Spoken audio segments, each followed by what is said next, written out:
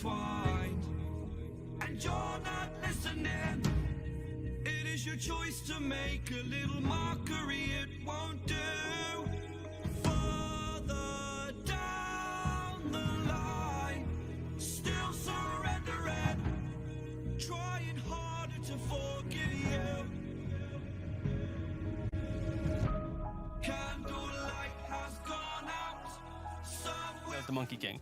So the clear thing here is from Secret, they need to ensure that they can either kill the Alk in lane, or at least pressure him, or invade those stacks, because it is a slow start to the game from Alk if he doesn't have like a no pressure time. So, you know, pressure the Monkey King, pressure the Alk, the game should be fine. You're not giving away 14-minute timing. And in that game, Monkey King also won his lane. So it was like the best Alk strat we had seen out of all of them. We've seen a couple, some have gone, that was the best one, the other one has gone okay, and some other ones have gone really bad. So yeah, pressure Alk in lane is certainly the big one. Get a good carry matchup there. Having Tide is going to help them slow the game down as well and be able to fight into the Monkey King and possibly beat him in lane also. So they could try lane him hypothetically. Shutting him down that way would definitely offset a lot of his gains with Axe. I think an important thing to note with Secret though is simply don't fall victim to that OG fight where they bait you into like a mid-river fight into then a reset Roshan. That happened as well in that OG Liquid game where Liquid, they actually won the fight, they crushed the Axe timing, but it opens up kind of the, but what's next? And that's where, again, we are kind of describing the perfect out game. And that's where, of course, Secret, they're going to be aware of this. They're going to understand the key kind of nuances into enable it. You can even see based on the speed of their draft, I'm sure they were expecting this. Like, this is something. Was it the last TI? It was TI9, Puppy versus Kuro, and that iconic match. Who would play in the 200th game at TI first? And Liquid at the time, now Enigma, took Alchemist first two games in a row and won. And they were just like, yeah, we didn't realize that hero was so good. I am certain that is something Puppy remembers better than I do, and they will have a plan pocketed and prepared for this open. Secret making sure that the, I guess, ban out maybe some more lane secures. This Abaddon and Dying, so you know Tal likes playing them in a bit of a aggressive fashion as well. But it's all about securing the Tide. I think the interesting thing is Secret actively picked Tide knowing that most likely Monkey King was coming into play, where Monkey King does fare pretty well into Tide, of course, in one of the few matchups that likes playing into him. So there needs to be kind of a big picture where Secret are playing for kind of the mid-game timing rather than potentially just really securing the lanes. Unless they have some tri-lane scenario like we already mentioned previously. I dig the bans, both sides. Like, I'm just so much more of a fan of the Division 1 second phase bans. A lot more to read into. Specifically, when you look at what these teams are targeting, don't say anything, Tigo. Undying and Abaddon, two of the strongest 5 positions for No-Tail to secure the Monkey King in the safe lane. Whereas OG, they have to get rid of anti-Monkey King heroes, because he is your win condition. He will be the hero responsible for your success. So take out his matchups immediately. Yeah, we see both teams using quite a bit of their time here to decide on these bans. One thing that I also noticed is there's a lot of smiles around on the players that are, you know, getting ready for playing. I like to see that they're enjoying themselves. You know, sometimes you see frowny faces and stuff, but no, there's like. Look, what's the common gripe we've heard from every player in all regions? We just want to play more Dota. Maybe. That's their issue with the DPC, and this is what we've been waiting for. As you said, 6 weeks. Yeah. Our final match is finally here. Team Secret versus OG. Their 7th the first series. time this year. Yeah, for the first time this year, these two teams are playing. I really hope it's not a 2-0 for that very reason. Yeah. It has to go to a Don't jinx third. it. Go. Ah, well, whoopsie. I'm sure that the words that Thompson just said, or sorry, that Robson, I always get them mixed up in my sorry. head. Really? I have is no gonna ruin problem the whole telling thing. them apart. We are quite different. It's the sun part. It just gets in the my sun. head. Son of Top, son of Rob. Yep. Exactly. You just watch them play Dota. You'll be able to know who's who. Luckily, I play 5, so there's no correlation. I'm in a sure different that's bracket. Last ban for OG, burning lots of time here. They go for the And bat. Rider. Okay. Oh, and a Treant pickup. Interesting. Oh, well, yeah, if you're going to ban Bat, again, protecting the Monkey King, but this tree, probably just your replacement to the 3 heroes Secret have banned out, right?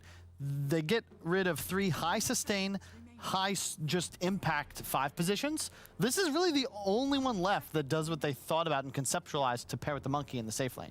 I kind of like it more as a block pick to the potential routes that Secret can take. They've so far run strategies like PA in the last 3 of their games, and Luna, for example, as well. And these ideas are, we either blow up the heroes, and then we pivot off the fight from that after big cooldowns, or we just pressure the objectives and overwhelm you. So kind of Tree, in kind of theory, kind of mitigates both these strategies because of the living armor factor. So it potentially is kind of a big picture pick, but again, pretty strong lane. I don't mind it. Has an axe. Yeah, I like it. Lanes well against Rubik, especially. Get on top of him, he's going to have some trouble there. But like these top teams are so good at defending their towers that they'll feel like it's a success to rotate like 3 heroes and do like 400 damage to a tower and then disengage once their opponents defend properly. So having like Tree being able to heal towers on top of that, if they can also defend, sounds like really scary for their momentum in the game. And they end up picking a Slark, which I assume is what they want to lane against the Alk here, and they're going to feel confident about it. So early. Here's the thing, it's not as effective against Treant as it used to be, because previously you could burn off the charges, whereas Tree Armor now, it's static, it's time-based, and it's plus armor and regen. You do get stacks, though. Get all the stacks of the Essence Shift every time you hit him. Everybody's a little... True. I think silver lining, silver lining. It's the same concept, though, because you're playing against these heroes like Alk, like all 3 heroes on OG, it's like... Year after year, it's the same thing. They abuse damage manipulation. They have so much more armor and regen potential that, in theory, Slark with a whole bunch of stacks, he's gonna get stronger as the fight goes on. And you need that to play into OG's draft here. Also, I want to point out that in a game like this, if it goes late, an Alchemist is a Factory Alchemist and gets an Axe for the Treant, there is all the vision in the world for OG, which is a big plus. But there's a Slark. But there's a Slark. He has a Quelling Blade. He'll know. Sure, he will get a Quelling Blade. I guess that's it, there. Or they could pick Shadow Demon. Or a Timber Saw. Trees don't Saw. exist anymore, guys. They're fighting fire with fire. Or I suppose, you wanna tank up, you wanna try and survive. We have heroes that do not run out of gas. Do you know what I mentioned about Secret in the pregame about how they have their laning setups that are strong? Look now at these heroes. And what lane does Alchemist go to with confidence? He has the hardest matchup, which is the Timbersaw, and there's this potential Slark. Like, it's all about laning presence with the Alk. Survive the lane, get quick farm stacks. That doesn't happen here, so... Well, you are a natural vessel buyer, which is okay. But yeah, I like your point, because the key is the Axe timing, as you said. So slowing that down is going to be key. I actually think the Monkeys game isn't even as relevant because you get that Axe up so fast. Like, I'd rather be a Monkey with a bad game and an Axe at 12 minutes than a good game and an Axe at 17 minutes. We're talking, we have been talking the last few days a lot about the past and drafts that we saw from the past. Tidehunter used to be support. In this case, Puppey normally is not traditionally a player that saves his pick for last. So is this a Tide support? This is flexed to the final pick for Secret. Yeah. We saw one in NA last night, I believe. I didn't catch the whole game. And Bait did it as well. It makes sense, actually, because in this game, it's not the ideal core Tide game, but what it gives you is really powerful. It's that minus armor in the laning phase against the Monkey. Very nice to play against Lion as well, and a Ravage to secure the team fight. OG think it's a support. They're banning out the Kunkka, a typical Nisha hero. They don't want to give any finishers away. And yeah, if you think about Tide, Slark bottom would be just fine if that's Puppey playing it. In fact, that's actually pretty scary. It's a lot of minus armor. So we are assuming that Monkey King is going to be played by Thompson, right? What lanes well against Monkey that's still in the pool? Void Spirit actually still... No, you don't think so? Last time. Yeah. It was mid one last time. But keep in mind, he's the one who replaced Ana. I think that even if, there's going to be people who are going to criticize mid one his performance thus far, let him time to adjust. He's never been put in a position like this team routinely places him in. Just, hey, here's all the farm. Please carry us. Well then, so far, we're basing it off of the series that OG played against Team Liquid. We had Thompson playing Earth Spirit, setting a very high tempo, and Arc Warden and Void Spirit as well as the other two where it didn't work out. But Void Spirit now banned out, so that one won't be it regardless. I'm trying to see the heroes that Nisha has played in the mid lane to kind of open up his team, and it is pretty much Void Spirit and Kunkka are the key ones. And he actually hasn't played anything else. Like Zeus and Tiny are the ones. Wow. Okay, we're getting Invoker. I've not seen this. Invoker. What do you go for? Do we have the win rate, Thompson? Do you have the win rate for Invoker? Robson. Virtue affected me. Do you have the... Messed it up. My mum will be so proud. Do you have the win rate of Invoker? Because I don't think it's very high at the moment in the EU division anyway. Wow, Snapfire. Okay. Oh. Smile all around. Is this even a hero Snapfire mid. Looks like it should be. be. Guys, what if they're doing like out carry and this is all just a ruse? No, that could be. We are about to I find hope so. out. That would actually be such a power play. I think Or Snap, Lion Mid. Snap does pretty well. Lion middle, Mid? though. Or is it? Yeah, it's No. Okay, it's like let's the go. fun. But here's the thing, Thompson. What do you throw in the Monkey King with 1 billion items? Also, Thompson getting ag. All of these heroes love ags. Mm-hmm. This is okay. All right, Yeah, they all puppy like, tide. okay, they all like Ags though, but they need to get out of this laning phase. This Timbersaw is a massive threat. There really isn't like a clean answer outside of Monkey King, and Slark has a really good game with no good, reliable lockdown. So it's all about Secret and their laning setup. If they own the early game, tri-lane. there's not enough farm. Yeah, so I think Secret have kind of the edge, but OG's got the quirkiness and the kind of skirmishing desires going into later portion. You have Timbersaw against an Alchemist in a 1v1. You aggro tri-lane into a Monkey King. That's pretty ideal. Yeah, Purge, what is your final thoughts on this first game's draft? I think if they can do a decent job zoning like the Slark Alk matchup, then OG will be in an okay place. But yeah, the lane swap, the tri-lane stuff is definitely where it's gonna change things a lot.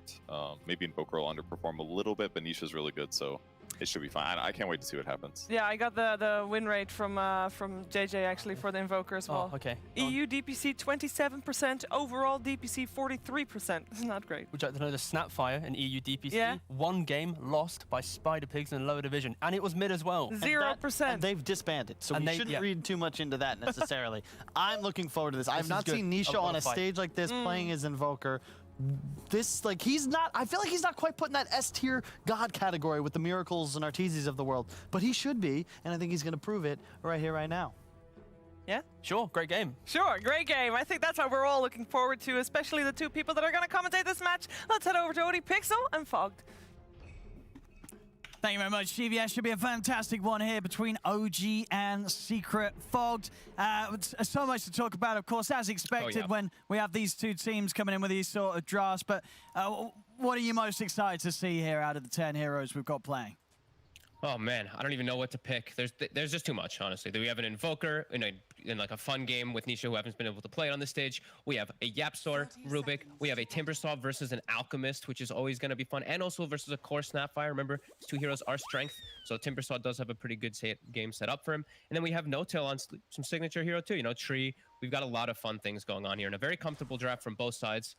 I'm hoping that we have some good battles coming out. I think Secret have put themselves in a position of some very strong lanes, and I'm seeing them already potentially doing that setup for an aggro tri-lane and swapping stuff up. And again, we do have a swap up for the heroes. It's a 5 tide. So that win rate for some of these heroes, this is going to shift things around because of what role it is playing. And I'm curious to see how it's going to do, because that Gush can be very effective in some of these lanes, like versus Alchemist, very low armor hero. I feel like he could actually do some decent work down there, and it's actually going to be OG the one with the initial tri-lane.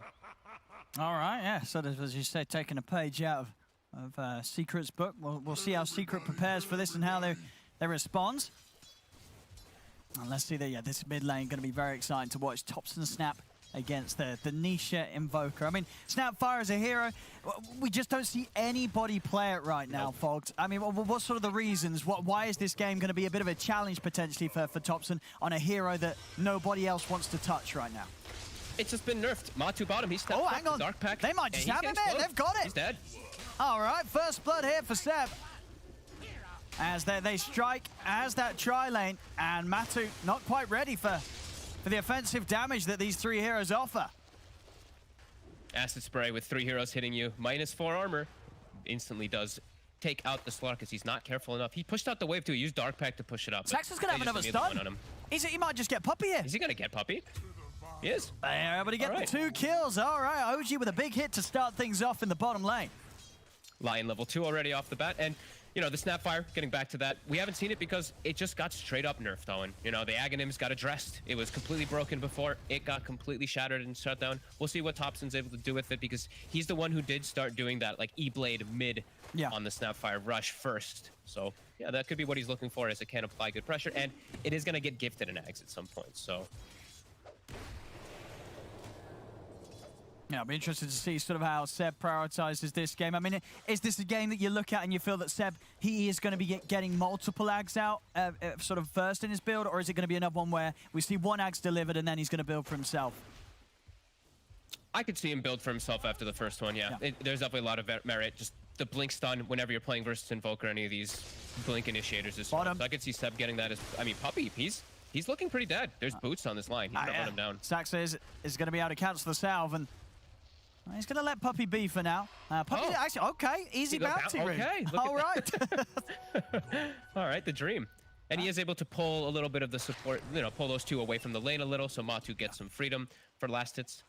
Taking a look at these matchups, we're seeing the Invoker pretty close matched up versus that Snapfire. Top, Timber suffering. He's had to go for that Timber chain, and it is a very threatening lane of that Monkey King with the support of the tree. See bottom, Matu. Bottom again, Matu. Trying to go in for Saxa. Saxa, he's into the trees. Salve is popped. He's keeping himself away from Puppey as well, so he's going to get a good amount of time out of the salve. In fact, he's going to get the full salve off. Puppey unable to cancel it, and Saxa's back up to full HP. I like how this is like the -4 armor lane. The Gush and then the Alchemist Acid Spray, both of them just battling each other. Hey, but one's AoE. So OG able to capitalize on that, at least when they do commit with 2 melee heroes under it. I mean, Puppey's not going to be able to offer too much in this lane for a little bit of time now, as he's entirely out of mana. He has got a stick coming out, but on top of that, just tangos and salves. No sort of mana regen or mangos at all. So he's going to be without abilities for quite some time down here. Yeah, it's huge. Like Saxa getting that level 2 literally on the first wave pretty much. He just has the mana drain, so it is tripping them up a bit. And the fact that Seb's able to get so much down here is huge, because the Slark overall is a good matchup for him, and this start up for them is really important for OG for this Alk. As mid, Topson, he's getting aggro on Nisha. Oh, he is. He's going to have another blast in a second. Not going to quite be able to... wave. Oh, he might still get it. Actually, Nisha's baiting. He turns with the cold snap. Tower. The tower's hitting into him. Topson able to de-aggro the tower just in time, and he has got a full bottle on his way out. Just at this point of the 4 minutes, he's going to get lucky on the rune. He is as well, right by him. So Topson, he's going to be able to fully refuel. Nicely done, too. He glyphed the wave aggressively to try to punish Nisha. Almost dies himself, but a nice attempt. As you're saying, yeah, mid one, really the top of that chart. Zai still getting a little bit, but he's not able to apply pressure at all versus this Monkey King for quite some time. It's not going to be easy for them until they do really have like level 6 on that Timber Saw to slow down mid one's farm. And Yapzor, he is getting his farm. You know, he's getting close to Arcane Boots, but he's not able to make anything happen with this early game so far. No-Tail's able to get these little mini pulls off that we do like to see in the safe lane. As Yapzor, maybe he stepped up too far. They couldn't connect with the Leech Seed, though. But mid one's going to try for Yapzor. He's still going to go for it. He's going to have mana in a minute for the Boundless Strike. He might not even need it, actually. Right clicks alone. Get the job done. As mid one picking up kills on top of the free farm that he's already getting on this safe lane. It's probably the reason why I love having Monkey King safe lane. It's one of the best heroes to always go for those supports that do those cheeky plays to block the camps, because you have Tree Dance. Very few heroes have that type of mobility as a carry to help out your, your supports from pulling. So some good stuff from mid one. And No-Tail's able to sneak in and get the bounties. 4 bounties for OG. Oh, wow. Well, they're certainly getting the money in this early stages, and also actually Seb he doesn't have a point in the Greevils, playing purely for the strength in the lane, so won't get any benefit. But nonetheless, a good amount of money there for the squad. Alchemist is getting so much down bottom. This is pretty crazy. Saxa, they're going to start going on them with bots too. Yapzor is going to get gone on again, and mid one's able to build up the Jingu, so he can turn and get some good damage down onto Zai. He's thinking about it. Strike, but wouldn't quite be enough, so holds off on it. Nope. Down bottom, Seb and Saxa, they're able to run down Puppey. 5-0. OG definitely coming in with the stronger lane execution so far in this first 6 minutes. Yeah, the fact that they did that start with the tri-lane really has set up Seb for such success, because they got that level 2 so quickly on, and it's been really effective to shut down the Tide's pressure. Like, Puppey's pretty much doing nothing but just giving space and giving his life for the Slark in all these situations. And Matu is making the most of it. You know, his farm... He is. He's still looking very hot down there in that safe lane. Up top, Zai. They're going to catch him. Have they got the damage? Ooh, not quite. Another chain away. Mid one's trying to chase. He's got those phase boots, and in fact, from a distance, Topson rains down the ultimate and is able to make sure that Zai's not getting away. Zai's game looking pretty rough. There's a lot of magic damage to deal with this Timber Saw too in the mid game. He's gonna have to find some way to recover. That lane is not easy for him or Yapzor. They're gonna start having to break around a little bit. Yapzor's ditching up there. I think he has to make moves with Nisha now. Mid. How bad it's gone. And he will. They're gonna try and make the attempt onto Topson, when he already gets the jump off. And he's away. Bottom lane, Seb. There's the concoction going, and Saxa, with that stun, will manage to give Seb the space to back up. Puppey sticking down very low. Matu by his side, though, able to stop Saxa from being able to chase Puppey any longer. The acid spray just makes, you know, Puppey's a Tide Hunter, but he looks so squishy because he's actually -2 armor when he's under it. And so Lion, who's hitting him, actually looks very significant. But yeah, Matu, he has absorbed the majority of that space, and he's almost at the same as that Monkey King. He's a little bit behind because of the kills that have gone up top, but not too shabby. Seb, the big winner, though, right? He's already got like 3K net worth. He's already got the Axe queued up. He's already going to get ready to give that one over to either the Monkey King or the Snapfire at a very early time in the game because of this start. And Zai, he just can't get levels. They're not letting him walk up at all. They immediately commit onto him every time he shows. Oh, and another great stuff from mid one. Zai's going to try for the Roshan to 9. He's going to be able to do it. Nice moves from Zai, at least able to stop any further benefits going the way of mid one over towards the mid lane. Attempt on Topson, but Topson's all right. Bottom lane, Seb. Seb again. He's getting gone on here by Matu this time. Oh, he stunned himself. He did. He wasn't able to get it off in time. Still able to run, though, Saxa. Giving him the space, holding back Matu. Seb will be able to live. That Chemical Rage will heal him straight back up. And now they have the point in armor, too. No-Tail, he went for 2 points in Leech Seed just for the lane to be able to destroy the Timber Saw. Now the armor is going to come into play to completely counteract the Gush minus armor. So that's going to be hard for Matu to commit onto that. Usually would be a squishy Alchemist in the off lane. But yeah, it's just going to be changed. As Nisha just being annoying, he's just burning Topson's mana. Not able to really pose any threat versus him so much, so yeah.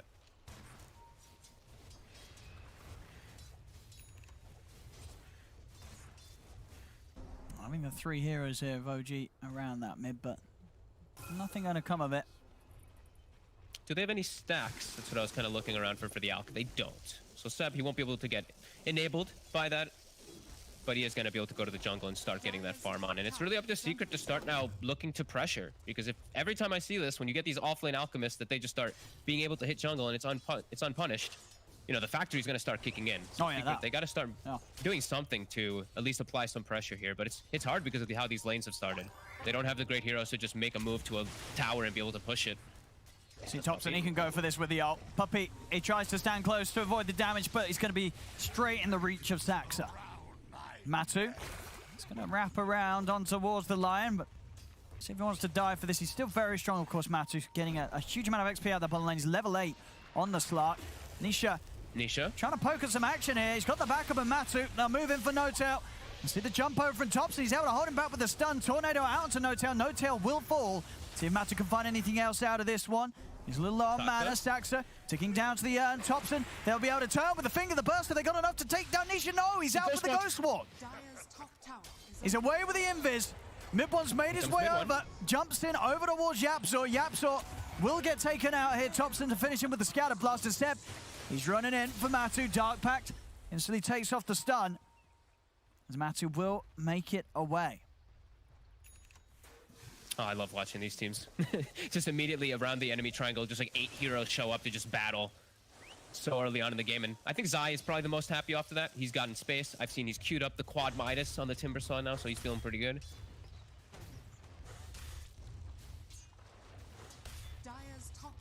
And Nisha is able to get some earn charges. Really important for that Quaswex Invoker. And now he's up to level 9, so he did get enabled quite a bit over Topson now, who is level, he's 3-0 on this Snapfire, but now out of mana too. And Nisha, he's at the ready to TP, and he can look to help out his teammates, while Topson, he might have to just make the walk back home. Top lane, Zai is very low, but he is actually able to get away from the opening from No-Tail and Saxa. But Zai will be fine, and he's got backup. Nisha heading in, maybe seeing if he'll find the setup. He's going to look towards Saxa. Got the opening.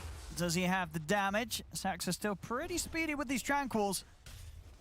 It's only a level 1 Sunstrike. He invokes it just to like threaten Saxa, but Saxa's just fine.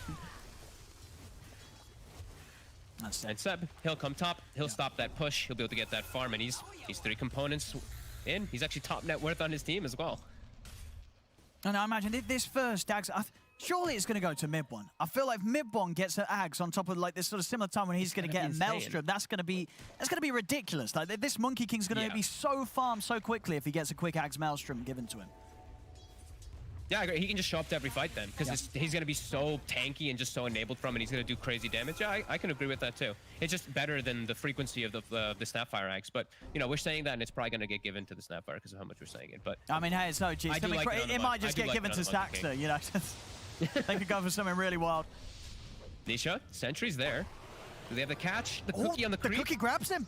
Have they got anything else though? They don't. So Nisha, he makes it away. First Ags, here it comes. He's finishing up a nice little double stack here. And it's going to be done.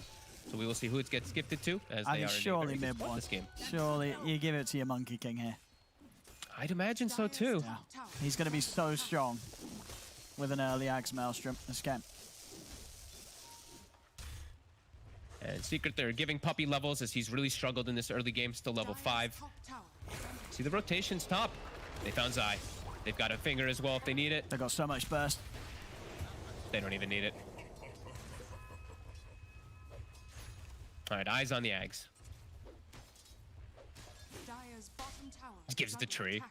He's completely baseless. Like, nah. Eats it himself. You know. Zero benefit. Well, I guess he'd get a little bit of a boost, but that's not going to happen. No. So early on, though. It's 13 minutes, and he's able to pump this one out. We do see Secret with the other 2 top net worths, and I'm seeing him running to Monkey King. I see Topson walking towards and say, hey, please, sir. Topson's like, wait, no, please. But here we go. So straight over to mid one, and that's the Maelstrom on the courier as well. So you're getting a pre-14-minute Aghanims Maelstrom Monkey King thanks to this. And immediately they just like start posing their potential around that Roche pit. And look at that net worth. Yeah, 9.6k net worth, the most farmed Monkey King at 14 minutes. I think we've seen the patch. That's just insane. You know, this is the power of the out.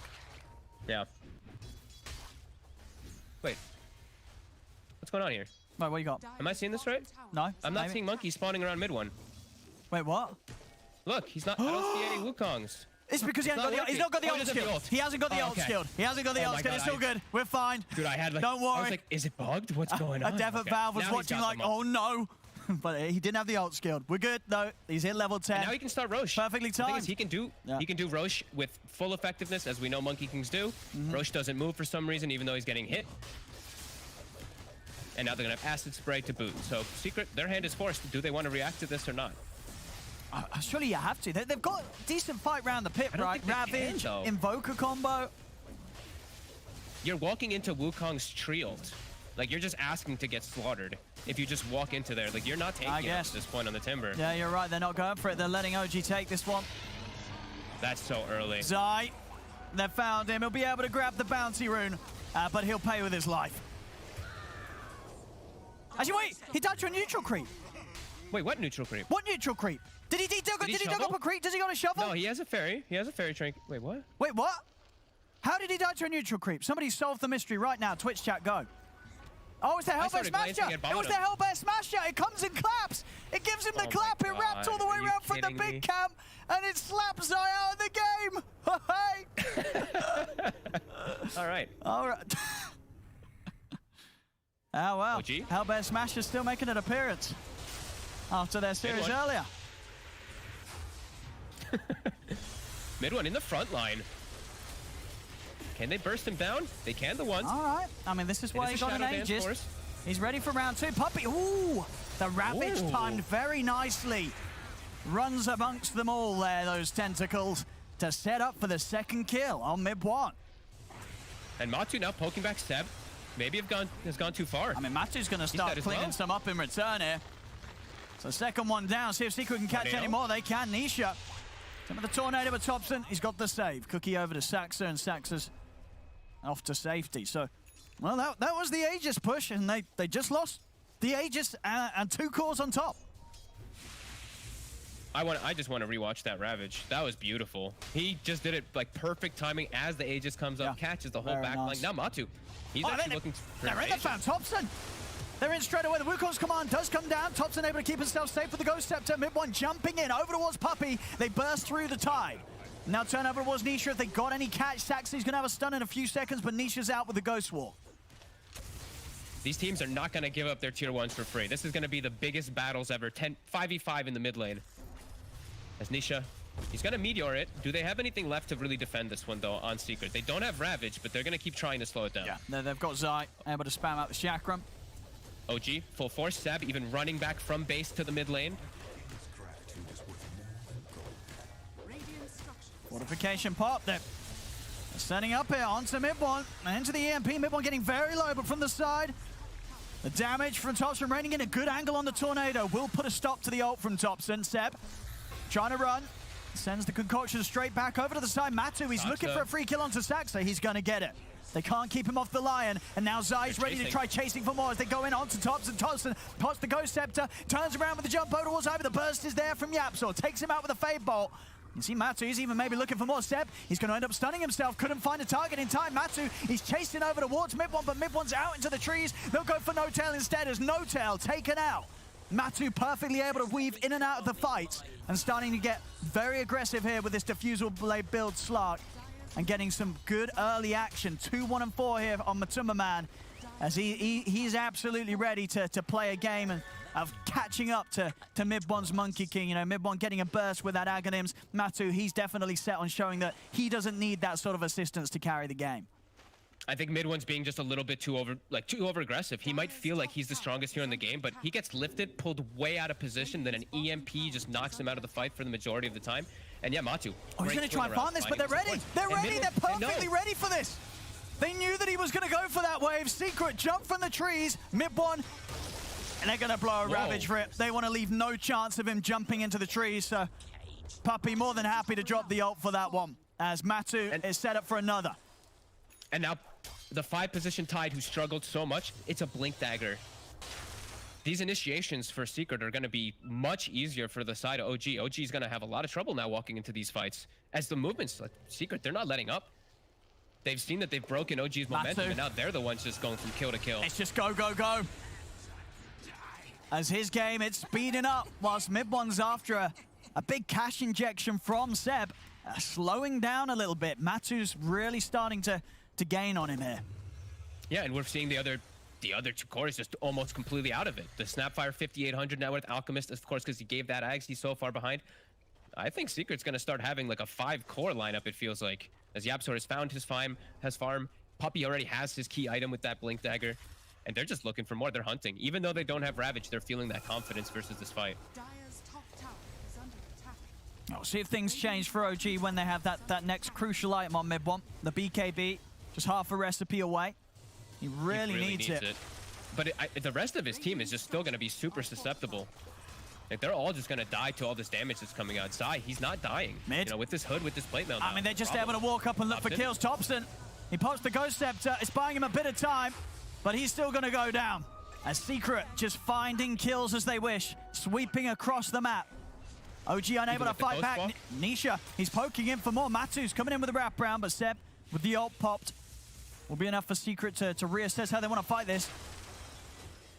OG can't fight without Mid-One's BKB. Not at all. It's just, he's like literally the whole presence of the team right now because he was gifted that Ags.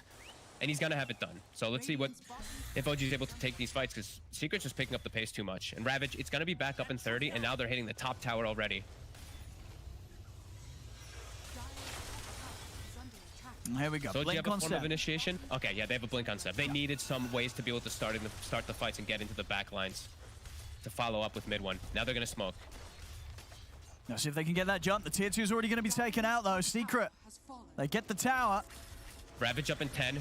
Matu showing his face. And he's ready to, he's just committing straight away in onto Saxa. They do turn, get the stun out. See if they can control him long enough, but he's able to put the Shadow Dance. He's trying to step out of the Wukong's command. Fingers out, they burst Matu low, he'll fall.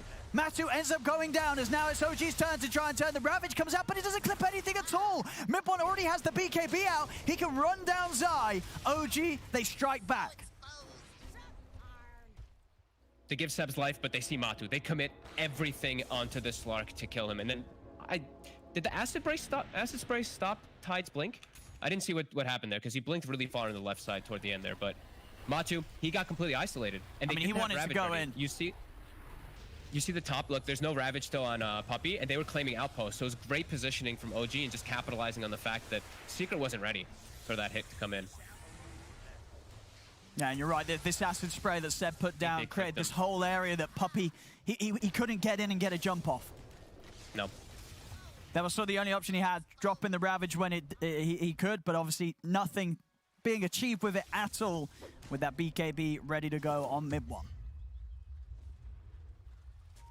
That is the big timing fight for them. The big steal was taken, though, from YapzOr. He did get the Mortimer kiss. Oh. So for this next fight, OG does have to be pretty cautious. That's a lot of damage that's coming in. Saksa, gonna get started on. Well, it's gonna be covered here.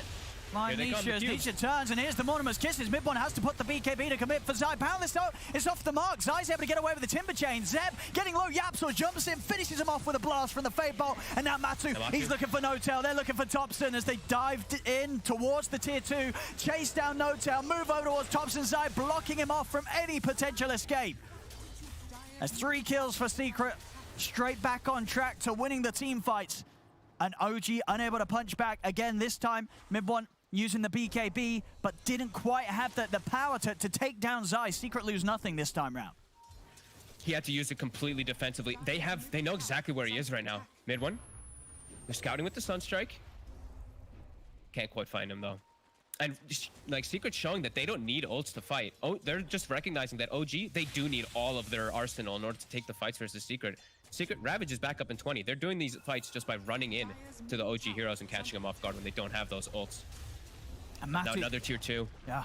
As the towers are falling, Matu's going to be a huge nuisance in the next fight. He's got the full S&Y coming out, and he's just found himself a Quicksilver amulet, so he's going to be incredibly speedy, zipping in and out, locking down on whoever he wants with this build. You cannot run away from this Slark. You've got to throw things back and disable him. And he's going to be buffed up too, right? There's going to be Alacrities that are coming in. There's going to be Lotus Orbs that are thrown onto this Slark too.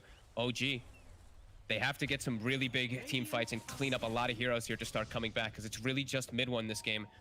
Everyone else falling so far behind. Let's see if they can do it here. OG, again, Secret, they've got everything ready. Ravage is good to go. As there's the jump, Puppey straight away. Ravage blown on the stack, so they take down the line. Mid1 still wants to try and get the fight going. Pops the Wukong's command, but they all just step out of it. They move out of the Monkey King ult immediately. Matu heads over towards Thompson. There's 2 dead on OG. The remaining 3, they've got to run. They haven't got any ults good to go. Nisha's able to land the 3-man tornado. Follow-up Deafening Blast. Mid1 now pots the BKB, but OG, they're going to lose Thompson. They're going to lose No-Tail. It's only Mid1 left alive. As Secret, they've lost nothing. YapzOr, stolen concoction thrown over to the Monkey King. It's a team wipe. As OG are all dead and out of action, Secret really taking these fights with very, very much, you know, this level that it's kind of hard to see what OG's meant to do right now. Secret are just making it look kind of easy at this stage. Yeah, Puppey just blinks in, doesn't care what he ravages. As long as he connects with like 1 or 2 heroes, they know they're going to kill them so fast because how squishy they are. They are so far behind on all 4 of these OG heroes. They're actually going to get surpassed by all 5 of Secret very soon. And the ultis, the tree root misses everything. The Monkey King ult, they just walk out of it. They can just reset and walk away from a lot of these ults on Secret and just capitalize and get on top of these squishies. As now they're starting to really just fully run away with the game.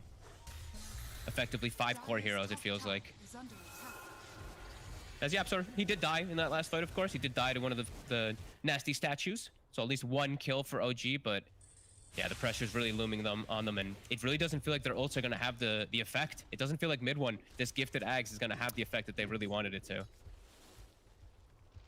No, for sure. I mean, when you do run something like the offlane Alchemist and you go for this, you know, Ags into your carry sort of build, if your carry then doesn't have some sort of excellent game straight off the back of it, you know, the plan, it's not gone to plan right. You give your carry this sort of boost, you expect a lot, but this game, Secret, they've been able to deal with mid one in pretty much every fight.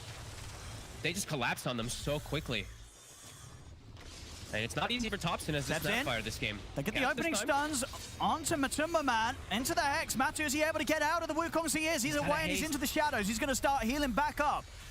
As again, I mean, that's what, a few ultimates thrown out here. The Wukongs and the Mortimer's kisses. No kills to be found. They have to full retreat. Mid one's still on the high ground here. Matu just catches him. He just jumps up straight away. They get the opening onto mid one. Mid one's down. He's out of the game for 50 seconds. He was not ready for that at all. I think he had the BKB ready to pop, but he just didn't expect Matu to be able to jump in, clip him immediately. It's turning into a bit of a shambles here from OG. As Seb, he's also in trouble. Secret running him down inside the base. Seb's gone. Wow. and they're ready to start sieging the high ground now, Secret. That's just insane awareness. Like Matu, he's seeing that he's, his shadow dance isn't active. They don't have a ward on the high ground. Like that's actually, that's OG's ward on the high ground there. But he just knows where he is. He jumps, gets the tree cut. No way Midwin expected that as the game fully in Secret's control. It's feeling like it's kind of over here. Taking the top racks, moving towards the mid lane. It's crazy how even when the Alchemist was having such a good time and gifting the Ags, look at the difference in net worth. Secret kept it within 1K the whole time, and then they just exploded after those 2 or 3 team fights. That's OG. They're going to try and start the defense. And Zai. It's no longer the easy kill they're able to get in the lane. No. He's grown up. He's a big boy now, Zai, and they can't kill this man. Yeah, wow. Secret now with just such a firm control. Even though Lincoln's on the Invoker too. Level 19 on Nisha. Matu's also just about to hit level 19 too. These levels are insane. It's 6-0-10 on the Invoker, 7-2-11. These 2 cores. Yeah, it's wild. Really taking over. As Topson, he's 4-4. The Snapfire. We're going to try and go mid, but Puppy's in with a Ravage. Catches No-Tail, catches Midborn. Midborn is even going to be able to get the BKB off. He's not. He's just dead. He's dead again. Out for 50 seconds. As now Matu. They've got their Hex opening. Over to the side. They're controlling Saxa. Saxa's gone. It's another kill for Matu up on the cliff. Topson taken out. They're calling it. This is absolutely done. It's over. GG is called. Secret will take this game 1. And my goodness, did this one really sped up.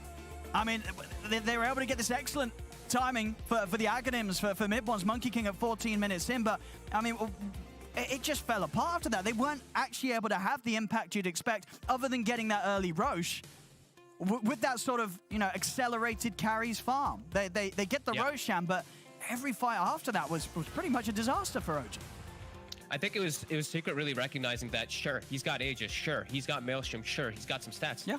He doesn't have Magic Immunity. He was playing super far up under the tower. They lifted him, pulled him really out of position. His team has to kind of like follow up to help with the Aegis, and then Puppy just ravages. They catch everything, and from there, it really did feel like Secret had they started to really run away with it, where OG were so far on the back foot, they had to farm a BKB. They get the 1 kill on Matu with it, but then, their ults are down, and Secret have shown that they don't need Ravage to be able to fight in a lot of those things, and maybe the Snapfire mid didn't end up working out. They were able to really punish Topson, I feel like, in this game, just always getting a better steal, either from him or just getting on top of him, where his spells just didn't feel like they could do much. Yeah, it really was sort of after a relatively solid showing from OG in the laning stage. It really just balled out of control completely. Very impressive stats across the board for Secret. Nisha having a perfect game, 8-0-10 on his mid lane Invoker coming out here in game 1, and definitely sort of the standout surprising thing, the Puppy 5. Another great game. 2, 4, and 20. I think he died pretty much those 4 times in lane. He never really died again, Fold. No, he found Dream setups, somehow gets a Blink Dagger Usurper early on. He whiffed a couple Ravages, but it didn't matter. He did his job. He got Matu the farm, and he got him the levels early on, right? Matu was like level 6, level 7 early in that laning phase, even though it was a bit of a tough lane for them. Well, there we go, ladies and gentlemen. Game 1 going the way of Secret. OG, they're going to have to step it up a little bit in game 2 if they want to challenge this series, as Secret looking to be on fire yet again.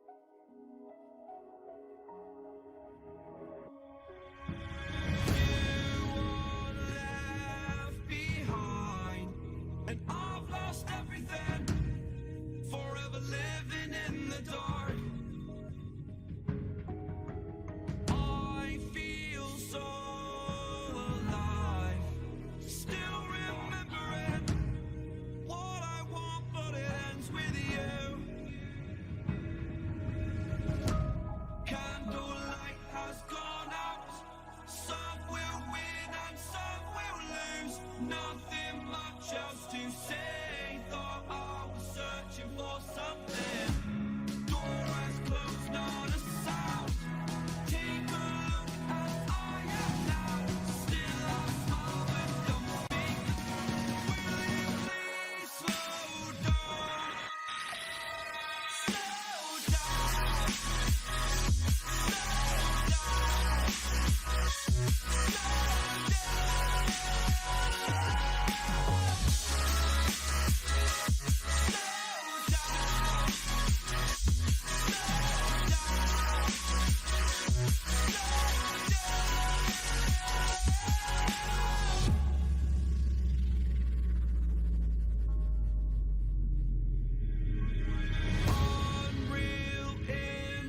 intertwined, and you're not listening. It is your choice to make a little mockery, it won't do. Further down the line, still surrendering, trying harder to forgive you. Candlelight has gone out. Some will win and some will lose. Nothing much else to say. Thought I was searching for something. Door has closed, not a sound. Take a look as I am now. Still I smile and don't speak. Will you please slow down?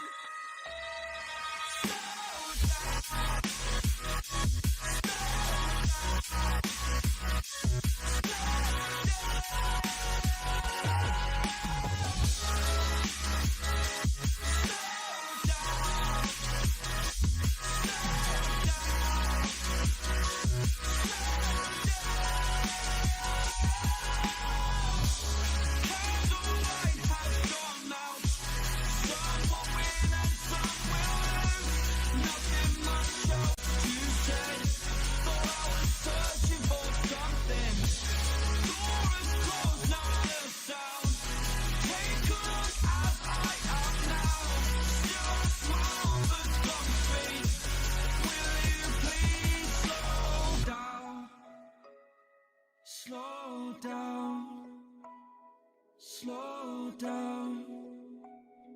Slow down. Seeing monsters out your window. No, you can't sleep, you pretend though. You don't have to play the hero. Cause I got you like you got me. When the earth shakes, when the bombs scream. Until our last breath, every heartbeat.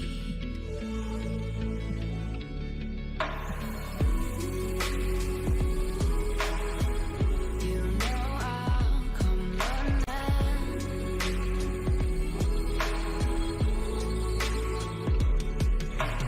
You go to war, then I'm going with you. Pick up my sword, yeah, there's nothing I won't do. When you sound the alarm, when the chaos is rising, leading the charge, yeah, I'm coming, I'm fighting. Swear on the breath that I breathe, I'll never retreat, yeah, I'll be your army.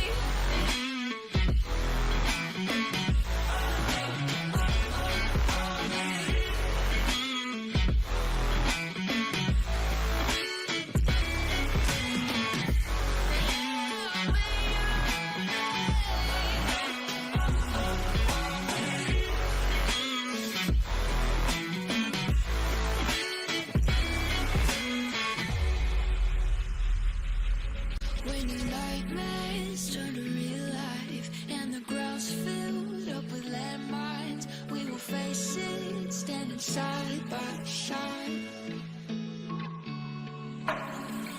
You know I'll come running when you need. I'm coming. You know I'll come running. You go to war, then I'm going with you. Pick up my sword, yeah, there's nothing I won't do. When you sound the alarm, when the chaos is rising, leading the charge, yeah, I'm coming, I'm fighting. Swear on the breath that I breathe, I'll never retreat, yeah, I'll be your army.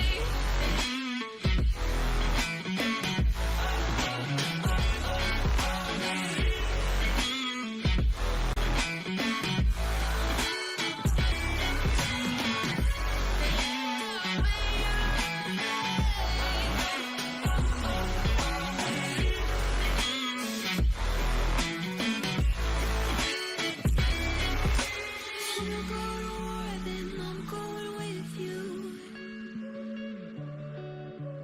Pick up my sword, yeah, there's nothing I won't do. When you sound the alarms and the chaos is rising, leading the charge, I'm coming, I'm fighting. swear on the breath that I breathe, I'll never betray your army. Took a swing at a wrecking ball and I prayed for my downfall, and I found a way to reconcile, 'cause in my heart it's not worthwhile. It's a bloody battlefield where some go down, others heal. In the end it's all the same. All you can do is play the game. Oh, do we say goodbye? Refuse to question why.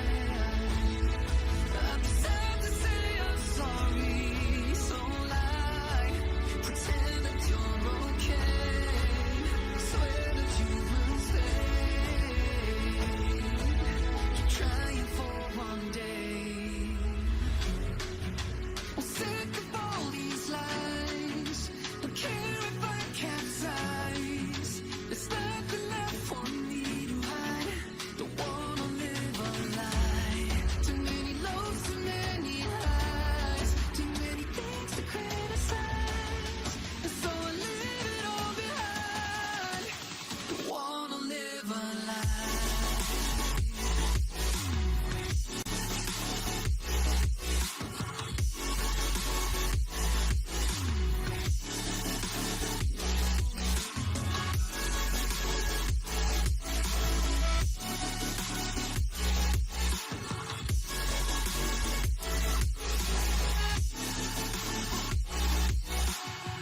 Life kept spitting at my feet and forced me down a dead-end street, when all I had went up in flames, burning only dark remains. I cover up every part of my skin, oh, 'cause I don't like the person within. Oh, I know I'm the one to blame. All I can do is take the shame. Oh, do we say goodbye? Refuse to question why. I'm too sad to say I'm sorry, so lie and pretend that you're okay. Swear that you will stay.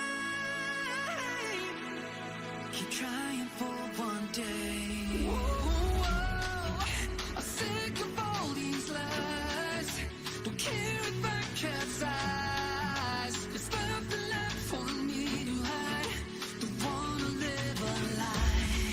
Too many lows, too many highs. Too many things to criticize. So I leave it all behind. Don't wanna live a lie.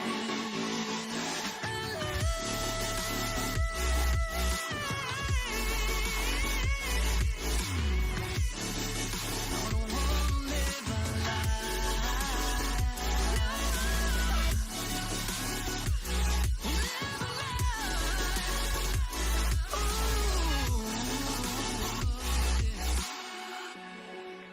I'm sick of all these lies. Don't care if I capsize. Oh no.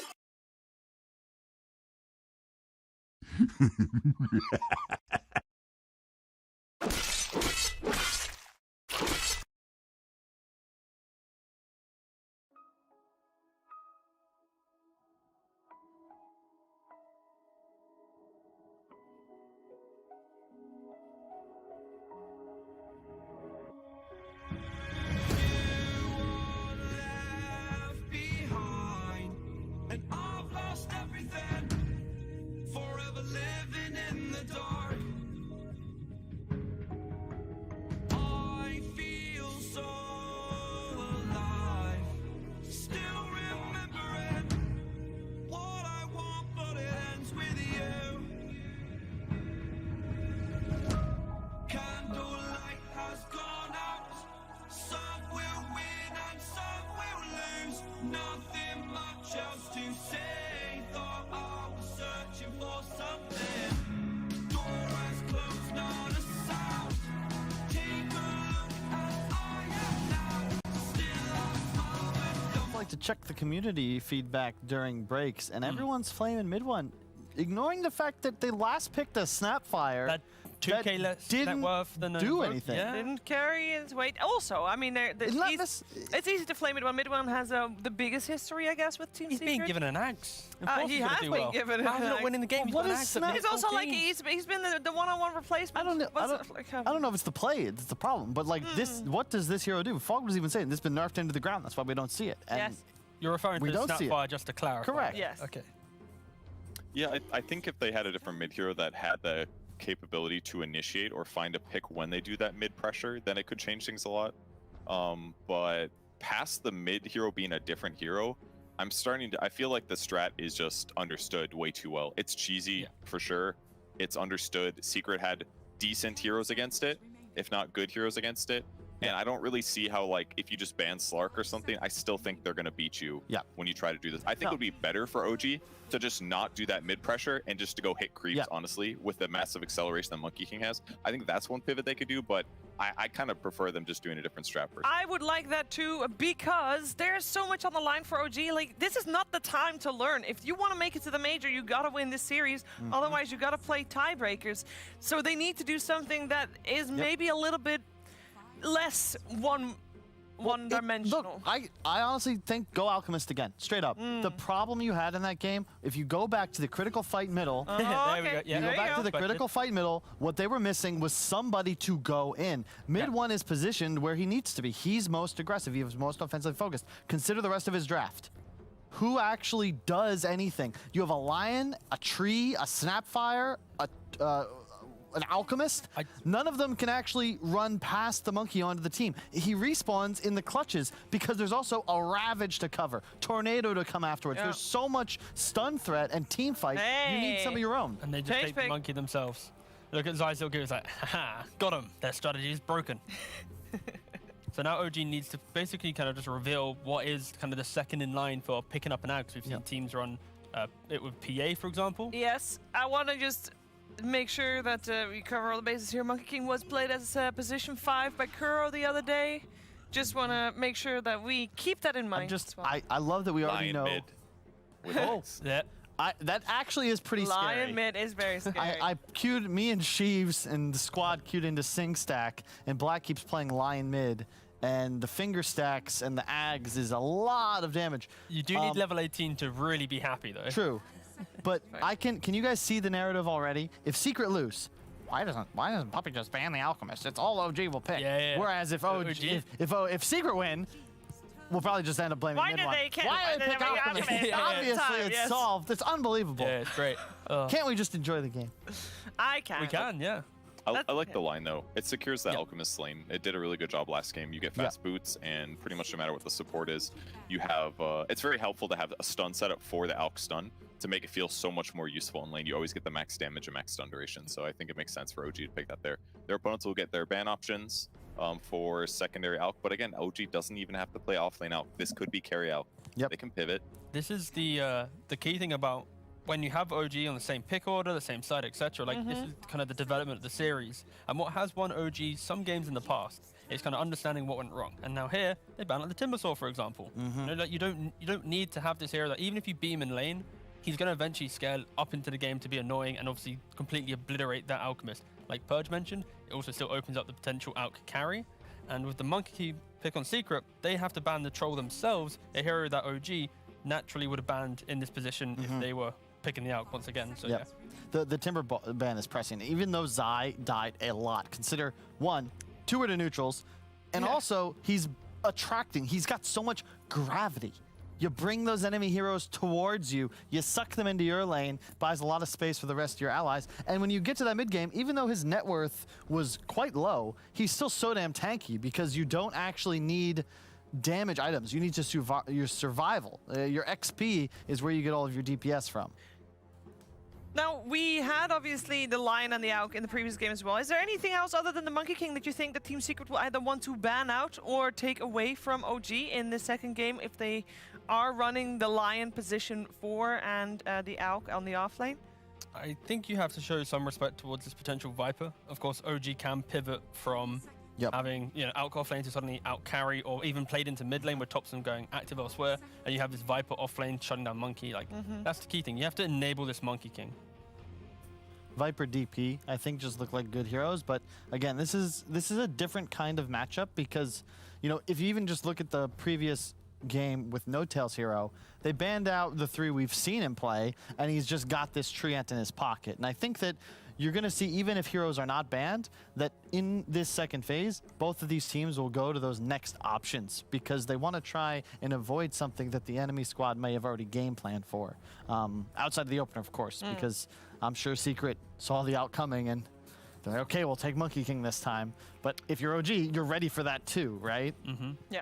Okay, I got some ideas of some stuff that could be sick. Gyrocopter had been banned. Sometimes the fast ags on him would accelerate his farm rate and therefore give them more win condition. I think something like a Leshrac could be kind of sick too with the really fast ags against a Monkey King, depending on what enemy lineups have. Past that, I'm gonna keep looking, but there's some options. There's certainly some things that could be good, but you gotta be careful. I like Sheev and T, and I like what you guys are saying, though. I think you pivot it. Don't make it your hard offlaner here, especially if you can get a good match up top. The thing that Monkey King gives to Secret, though, and unlike other teams, is it is a full flex. Like, they've kind of found that style of drafting that OG won a couple of TIs with, and OG seems like they're not quite at that level, whereas Secret, this is a potential puppy hero, a mid one hero, a niche hero, could be Zai's hero, anybody. So the Monkey just wants to lane against the Alch, I would assume, in theory. Interesting. So OG just go basically for the exact same strategy as they did in the first game, of course, losing the Monkey King. And last time, what was it? It was the Snapfire mid. Obviously, I mean, they're gonna try something else. Yeah, don't want to see that. The important thing here is Secret, this Monkey King pick, it basically is revealed on the 4th pick of their draft here, because OG has to show one more hero, and then Secret have to really understand what's happening. And that's what OG in the last game, they banned out heroes like Batrider, which hard countered the likes of Tree Support, Alch, and these heroes, but I think Secret can still pivot on that. With You don't have to protect your Monkey King, you just push it to a different role if necessary. And because you see... Oh, wow, they did it. Okay. An early one this time around. It's the same draft, but there's the Gyrocopter. Look at that. I love it. Both sides. I think the Quaswex Invoker just super good. You cleanse, purge off the tree armor, and we saw how much area control and teamfight it gave them. Purge calls the Gyro, an excellent Ags carrier. It's also a hero that doesn't usually want to buy Ags yourself. It's like, it slows you down. You kind of have to like continue fighting and eventually buy Ags, but this way he can like continue fighting, get a free Ags, and just farm way faster than everybody else. It's like Battle Fury equivalent. I guess the key thing here from OG is they can look to go aggressive when Drag gets Ags, but realistically, it is heavily a farming item. It doesn't unlock Roshan. So it's going to be, timings are strong lanes, get Ags, quickly accelerate farm, wait for like the BKB, then you're going to go. If they look to go aggressive pre-BKB with the Ags timing, it's a little bit kind of more janky than a Monkey King timing, so you have to look out for that for sure. It's probably one of the, if not the best hero that benefits from the actual stats you get now from being given an Ags, because suddenly you're like plus 300 health, you have mana, you can spam your spells more effectively, you're just tanky, you just run forwards. And Zai offlane Monkey now? Or Puppy Monkey? Probably Puppy Monkey, right? Open. Like, let's see what their bans are to take. Look at how heavy OG is focusing on Zai with their bans. It's also crazy. Yeah, like the key thing here is Secret. They look at the Alch pick, and their strategy is, okay, we know what the Alch does, so we're going to counter the Alch's game. You know, with the lack of lockdown, the lack of pressure you have on mid, the overall big picture, we take your Monkey King as well away. So OG, they're the ones really kind of backing into the corner, reinventing their lineup, compared to Secret. They're literally doing the same thing, second game in a row. I do also think that Monkey King is really good at scouting out stacks. He's That's just in true. a tree, you know, he got the vision. He can, this time, actually maybe invade. But no one can farm them right now. Yeah, True, they can that is play them true. Very easily. They They need to bring like 3 heroes. Yes. Well, the thing, OG, this could still be Carry Alk, last pick a Seb hero. Yeah. Could be a Thompson gyro, could be mid one gyro, which is most likely. That's true.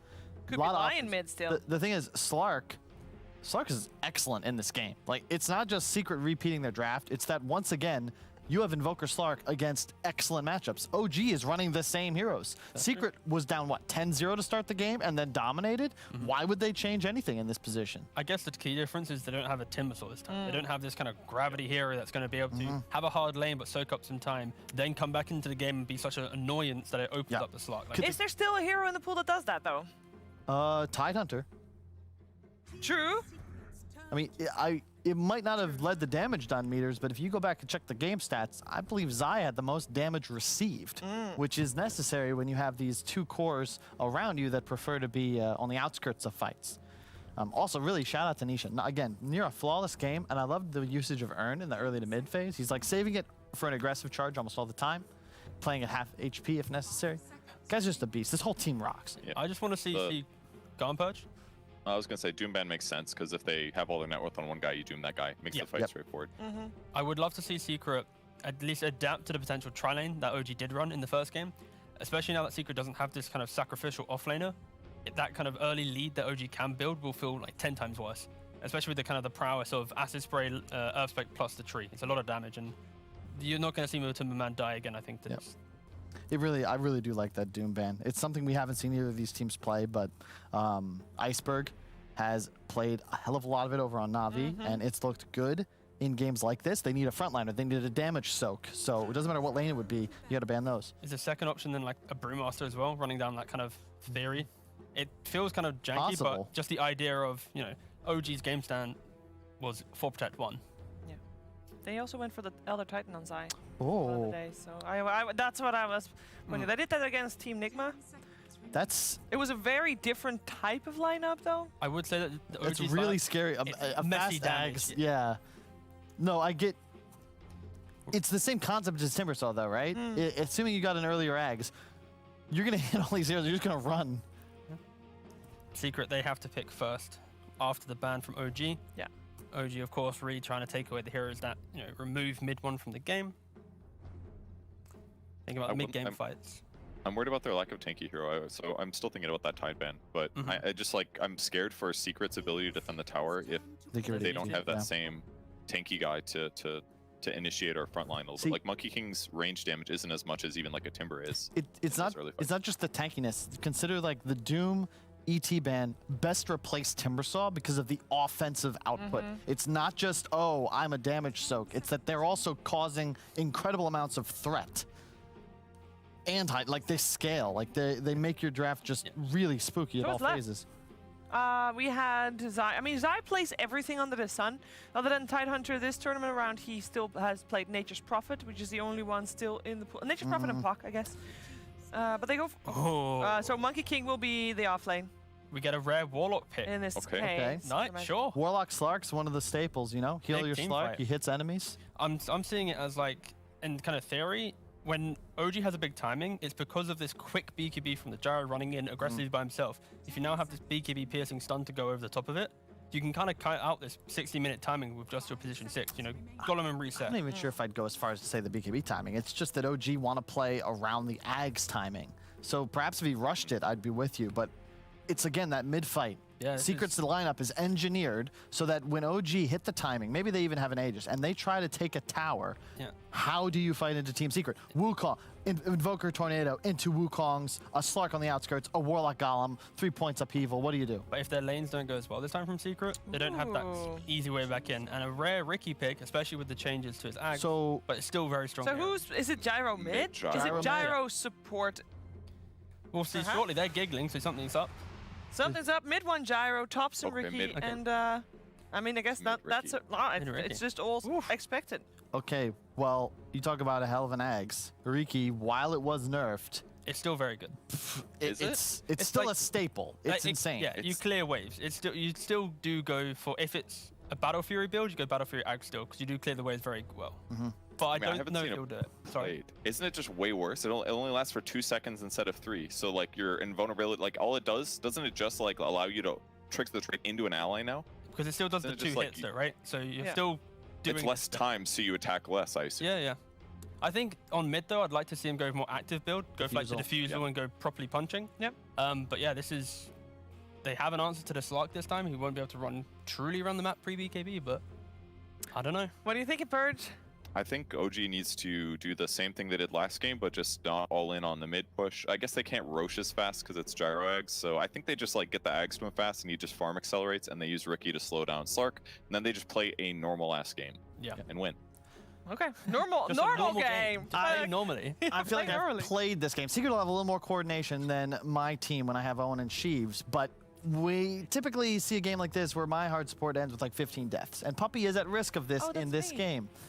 Riki can get real far ahead. He'll kill him in a smack, tricks of the trade. That's a dead Warlock. Same sort of thing can happen to Invoker and Slark if they stay ahead. I think Zai's got to have a much better laning phase than he did on the Timbersaw. You know, the innate recovery mechanics as he did previously, but I'd still lean on Secret's team fight, and I think they're just playing better right now. The better execution, even if they have a harder to execute lineup. T. I think OG, they're just very scary when they get, a bucket load of items. Before Yeah. that, they're at the mercy of their own aggression running into this Warlock. And that alone, like Kyle said, it's like, can OG maybe not run at them for a second, get the items first, then run at them? Like, I don't know. You need BKBs. Secret do not have much BKBs. They don't have the damage for the BKBs. I am just curious how this game is going to play out, because there's a lot of different scenarios that my panel is talking about. We are just going to see it played out and see how this second game of the series is turning out. And quick reminder,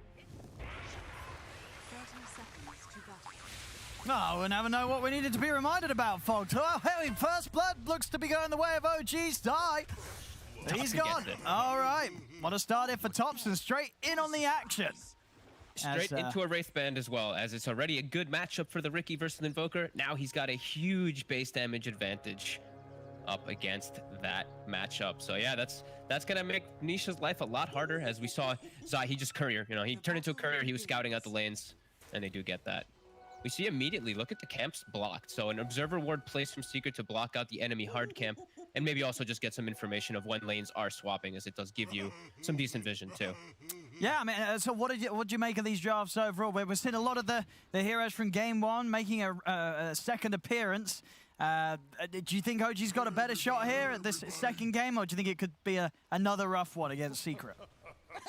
They do have good ways to collapse, and I think the Ricky pick is a much more appropriate pick than the Snapfire, because it's actually like it's a straight up just good matchup, and it's good versus the Slark as well. Like good in mid lane, and also going to be able to have Smokescreen be really relevant inside of the game. I don't know how much else he's going to be able to contribute besides that, unless he starts getting gifted a lot of items. So I still think OG's draft does take some time, and I think Secret has put themselves into position to counteract versus that big mid push. That's why they go for this Warlock.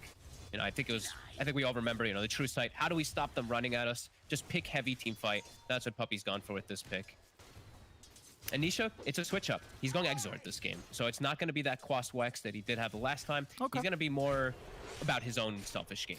He did actually have this insane game last game where he was involved in crazy amount of kills and all that, but this one is where you're just going for the big damage dealing rather than control. And what do you think sort of is the reason in this game for that change-up? Do you think it's sort of just a case of him wanting to do something different, or why is that Exort Invoker more appealing in this second game? He can't go Quas Wex versus Ricky. You get 0 last hits. You need to be able to have your Forge Spirit. You need to have the Exort damage so you can actually trade versus him. Otherwise, it actually just gets to the point where Invoker might just have like 4 last hits after like 3 waves. So being a little bit more selfish. And hey, maybe it is just to try something else out as well too. No, let's see what he does. As you say, he had a flawless game 1. See if we can do the same with the Exort Invokers. No tell will lose his courier. Yep, so able to find it out there. And overall, do you like the decision from OG to just run the outline up again? We sort of heard, I think Carl on the panel was saying that he did want to see them do this. He felt that they have got something pretty good here that they can make work.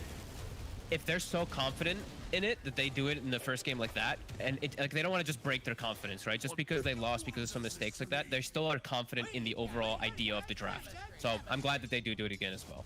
Top lane, we see the duo. You know, a couple of heroes with quite good kill potential. This tree gyro lane, if this Monkey King Zai's not able to get sort of the setup and the big burst heal, he's just going to get run down by these two heroes with an insane amount of magical damage over time. Yeah, a tried and tested staple. This tree gyro has been a thing for like 6-7 years. When gyro first got added, it always works out well together how the heroes work. Even before Tree had all these abilities, because he's getting changed a lot.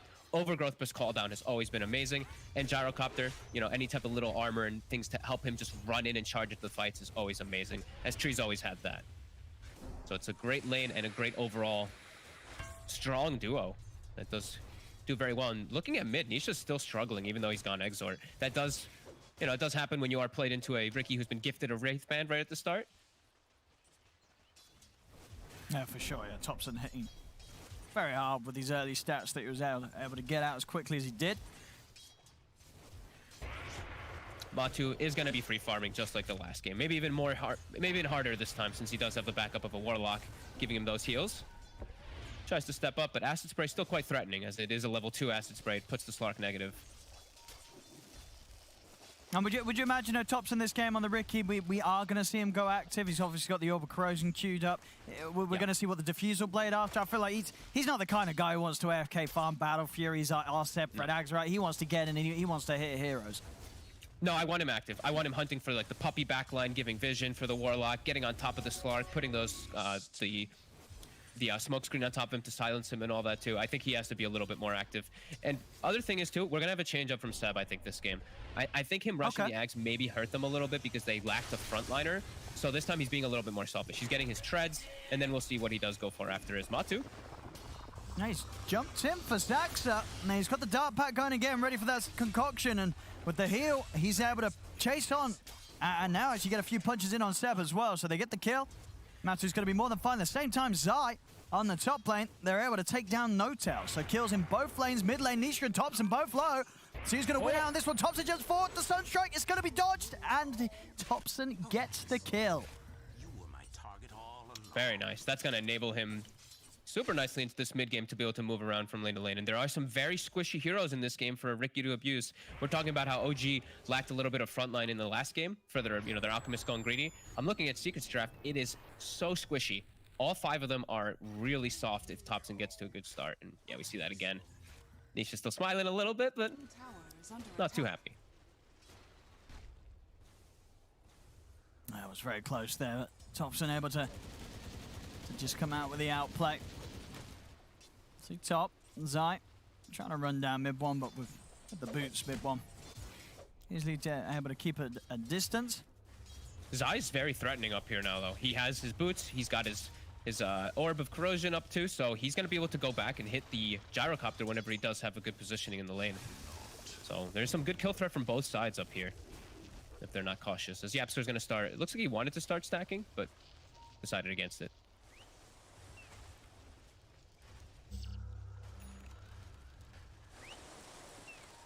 And Matu. Sentry versus Sentry in mid.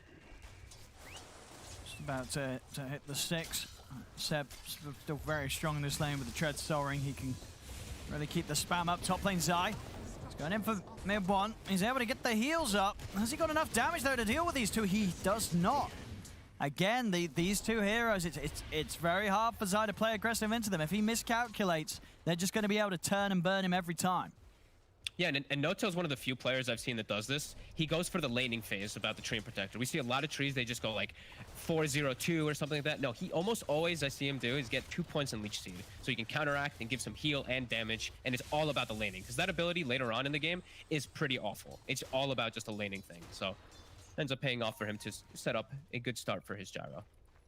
No, it's certainly happening. With these kills, the farm that mid one's picking up, it's another smooth sailing for him in the laning stage. I mean, sort of across the board, really. Only Zai that's struggling to get as much as all the other cores here, and only slightly so. Just a little bit behind there with the 22 CS, everyone else in the 30+. They've broken the lanes now, though.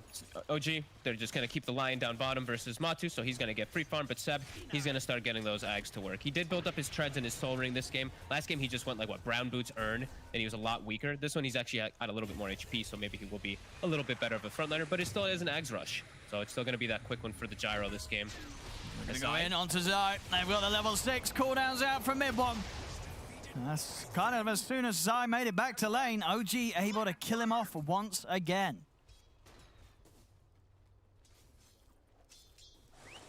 And 7 minutes in, the 4 deaths on this top lane now. Zai is giving quite a bit over towards mid one. And now he doesn't really have a good place to go himself on this Monkey King, because if he does, he might just have to go back top, but he's always at risk of dying, as he's going to do the long trek all the way back up there. So call down's going to be back up within the next, like, 30 seconds by the time that he gets back up there. So they could just look to make a move. No-tail, he'll get a pull-off, trying to maximize, get his levels, throw his armor onto mid lane, onto Topson so that he's safe. 20 armor Ricky right now. Mid. They're looking for the setup. Saxa, he's got the control. They're going to be able to get another here for Topson. Oof, Topson's, he's going to have a really rough game versus this Ricky. I feel like Topson's just going to be able to always focus fire him because they, like we said, they don't really have a good frontliner. So I feel like there's going to be great ways for OG to always get into the backlines versus these squishies. Yeah, I mean, their front line is going to be the chaotic offering, right?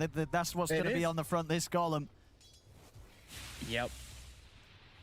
So, of course, not necessarily the best thing to have, as OG will probably be able to bring the golem down pretty quickly with the amount of punch these heroes are going to get quite early on. They've got a Sunstrike looking for Saxa, but they can't quite set up from Zai's so low. Zai's level 4. Saxa's almost 6 on Level Lion. 4. Ooh. Yapso's got more HP than Zai, as of really course does. just those times that Zai was knocked out of the lane and Yapso was able to get some for himself. Secret's gonna need some big plays to get them to come back after this laning phase. The Invoker and Monkey King are so shut down, and they don't have good places to go. They can get hunted so easily by Gyro or Ricky. And look at Topson. Oh, he's See out. Puppy D-warding. He's ready for action. one. Puppy, he can't TP out of this. Saxa puts a stop to it. Topson having that start, definitely making up for the shortcomings of the Snapfire last game so far. A brilliant opening this time on his Ricky. And look, he's buying all early game items, right? Double Wraith Band, Orbital Corrosion into treads. He even buys 2 sentries for himself, for the team. Because his supports are kind of suffering, he wants to be able to have those sentries to cover himself and to be able to counteract Secret. I actually love that. Because he's having such a good start, he knows he can sacrifice a little bit of his net worth for it. Yeah, Saxa, level 6 already. Getting into the enemy triangle. He's got finger threat versus, again, as I'm gonna keep reiterating, very squishy heroes on Secret. So the fact that they've gotten this type of start on OG, 3K lead, Alchemist getting the farm up. It's already got 3 components. In the last game, we did see OG come out on top of the laning stage, but this time it's definitely even more significant. This sort of lead this early as top there, looking to punish Zai yet again. He's got vision though. He has a ward, so he sees Saxa. Look at this move from Top. I mean, Topson's coming right around, but it does a DB, and it's a little hard for Saxa to join on this. But I say that Zai's stepping out. Oh, Topson, he's very sneaky. He might be able to get this. Yeah, they see Zai. Dire's middle tower is under attack. He's going to try and start things, Topson. Do they have a finger? They're able to get the missile in. As Topson, he'll have another jump in a second. Zai able to dodge the damage of the missile and starting to salve up. And then that means he's at an HP that Topson can't go for the kill. Topson actually ends up losing his courier whilst he's as deep as he is, so he won't have any one for this one. He might find a puppy kill, and he does. He's able to take it. Can Nisha do anything in response? Dropping the cold snap out onto the Ricky, but backups here. Boundless Strike is down onto the 3 of them, but they've got the Impale Zai. Yeah, oh, he's able to dodge the finger. It was cute, but it weren't cute enough, as Zai still ends up going down. Topson, he's ready to start cleaning up for more. Trying to move over towards Nisha. Matu trying to get him off him. The Topson jumping forward. Tricks of the trade. Nisha goes down. Does end up landing the Sunstrike from his deathbed, though, as they will punish Topson for the dive. But still getting those kills, OG continuing to rack up the numbers. Yeah, and they get Matu's courier, and Seb, he sees a stack, and he's about to have the Ags finished up. He's cleaning this one up, and such a quick surround. OG, they all got there somehow, except for the tree, but 4 heroes collapsing so quick. Yapsor will be forced away. He won't be able to steal last hits, or maybe will he? He gets one. But, did you say Seb's Ags done? This game, Topson on mid one. The Gyro. Speed up his farm. Yeah. Yep. There we go. 100% gyro. And boom.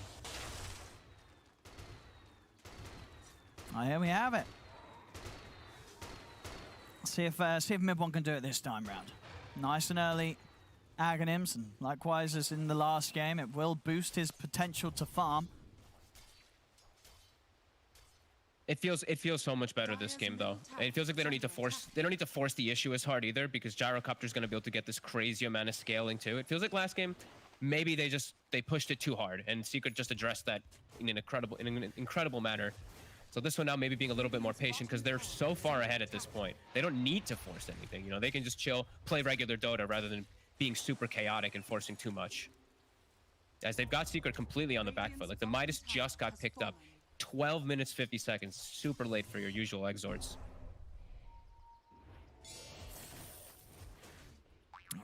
And Secret's still not.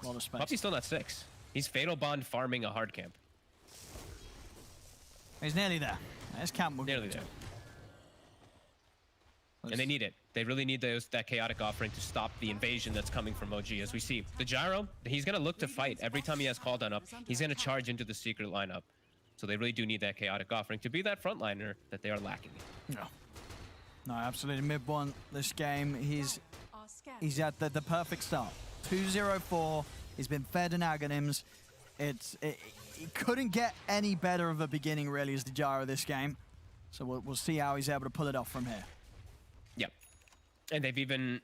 They slowed down Matu a little bit, too. He's got the Diffusal Blade in about 100 gold, and he's about to hit the 12. So he's still... I mean, he's still doing really damn well, but they have slowed down because of that pressure that they were able to apply. And now we just have some downtime where Seb, he's going to queue up the next Ags. Going to look to farm that one. That will probably be the Ricky, I'd imagine. No, you think so? You think so? Yeah. Oh, it's going to be good. There's a lot of stacks for him to go through. Some juicy Mug Golems as well. So, I mean, these stacks, they're going to push him very close to being well on the way to that second Ags. And there's no way for Secret to really get into that jungle at all because of how the start has gone. They don't have the heroes to walk in there. Zai, he's still just on massive road to recovery. FaZe and the Orb of Corrosion, he's level 7. Yeah, his start got completely shut down by this no-tail mid-one lane of the Treant and Gyro. They punished him perfectly. I wonder what he even goes for, if he's just going to be like a BKB and just damage soaking like he did in the last game. Because that usually tends to be how Zai does do these games for the team. As SNY finish now for mid one, and like you said, lots of stacks to work with. He's got the BKB queued. They can still look to fight, but I think you ideally want to just wait for him to farm that one. You don't need to force anything when you're this far ahead. 7,000 gold advantage. That's true. I mean, just chill. In that sense as well, does it surprise you a bit that he doesn't pick up the Maelstrom on the Gyro to sort of add to his potential, especially getting given such an early axe? I mean, is it just not necessary?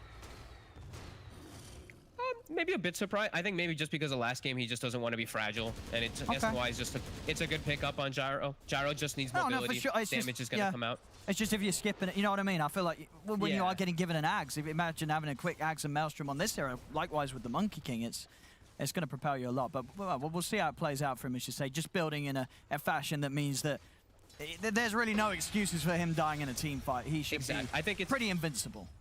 Yeah, I think it's just, there's no greed in this. This is just very straightforward. Don't need to do anything finicky. Don't need to do anything funny. You've gotten away with such a big lead. Just play regular Dota now from this point forward. Just let your Alchemist keep gifting those Ags away. Yep, and he's got some really good ones. He's pretty much got the second Ags done in with this camp, Seb. Like, they're feeling really good. That's what you're seeing them taunt and everything. They're just able to sit back with an Alchemist and farm, and Secret can't punish. And Secret's aware of that. They're just trying to maximize their farm around the map. You know, they're not looking to smoke or do any type of invasion. They know if they try, they're going to get completely annihilated in the fight. So they have to wait for OG to come to them a bit and get their farm back up. As Nisha, he still is very far behind. You know, bots Midas. He may have, 6.3k net worth, but the fact that it's a bot Midas really is. Just makes him a lot weaker in the actual fights. Yep, there it is. The Ags gifted to Thompson. All right. Immediately injected up to 11.4k net worth, and he's got Diffusal at the same time, pretty much. Well, let's see. Now, 8k lead, and with this setup, with the Alchemist giving the Ags, that's 17 minutes in, and they have 2 cores that are very far ahead of that of Secret. Zai giving a whole lot of info to start the action off as they jump in onto Saxa. take down the Lion. Overgrowth will catch and control Zai. So get the Monkey King in return. They gotta run now, though. Ricky's coming over. He's got the defusal coming on the courier in just a second. It's gonna be delivered. And oh, a Vambrace too. Nice pickup for OG. Probably see that Ricky picked that one up.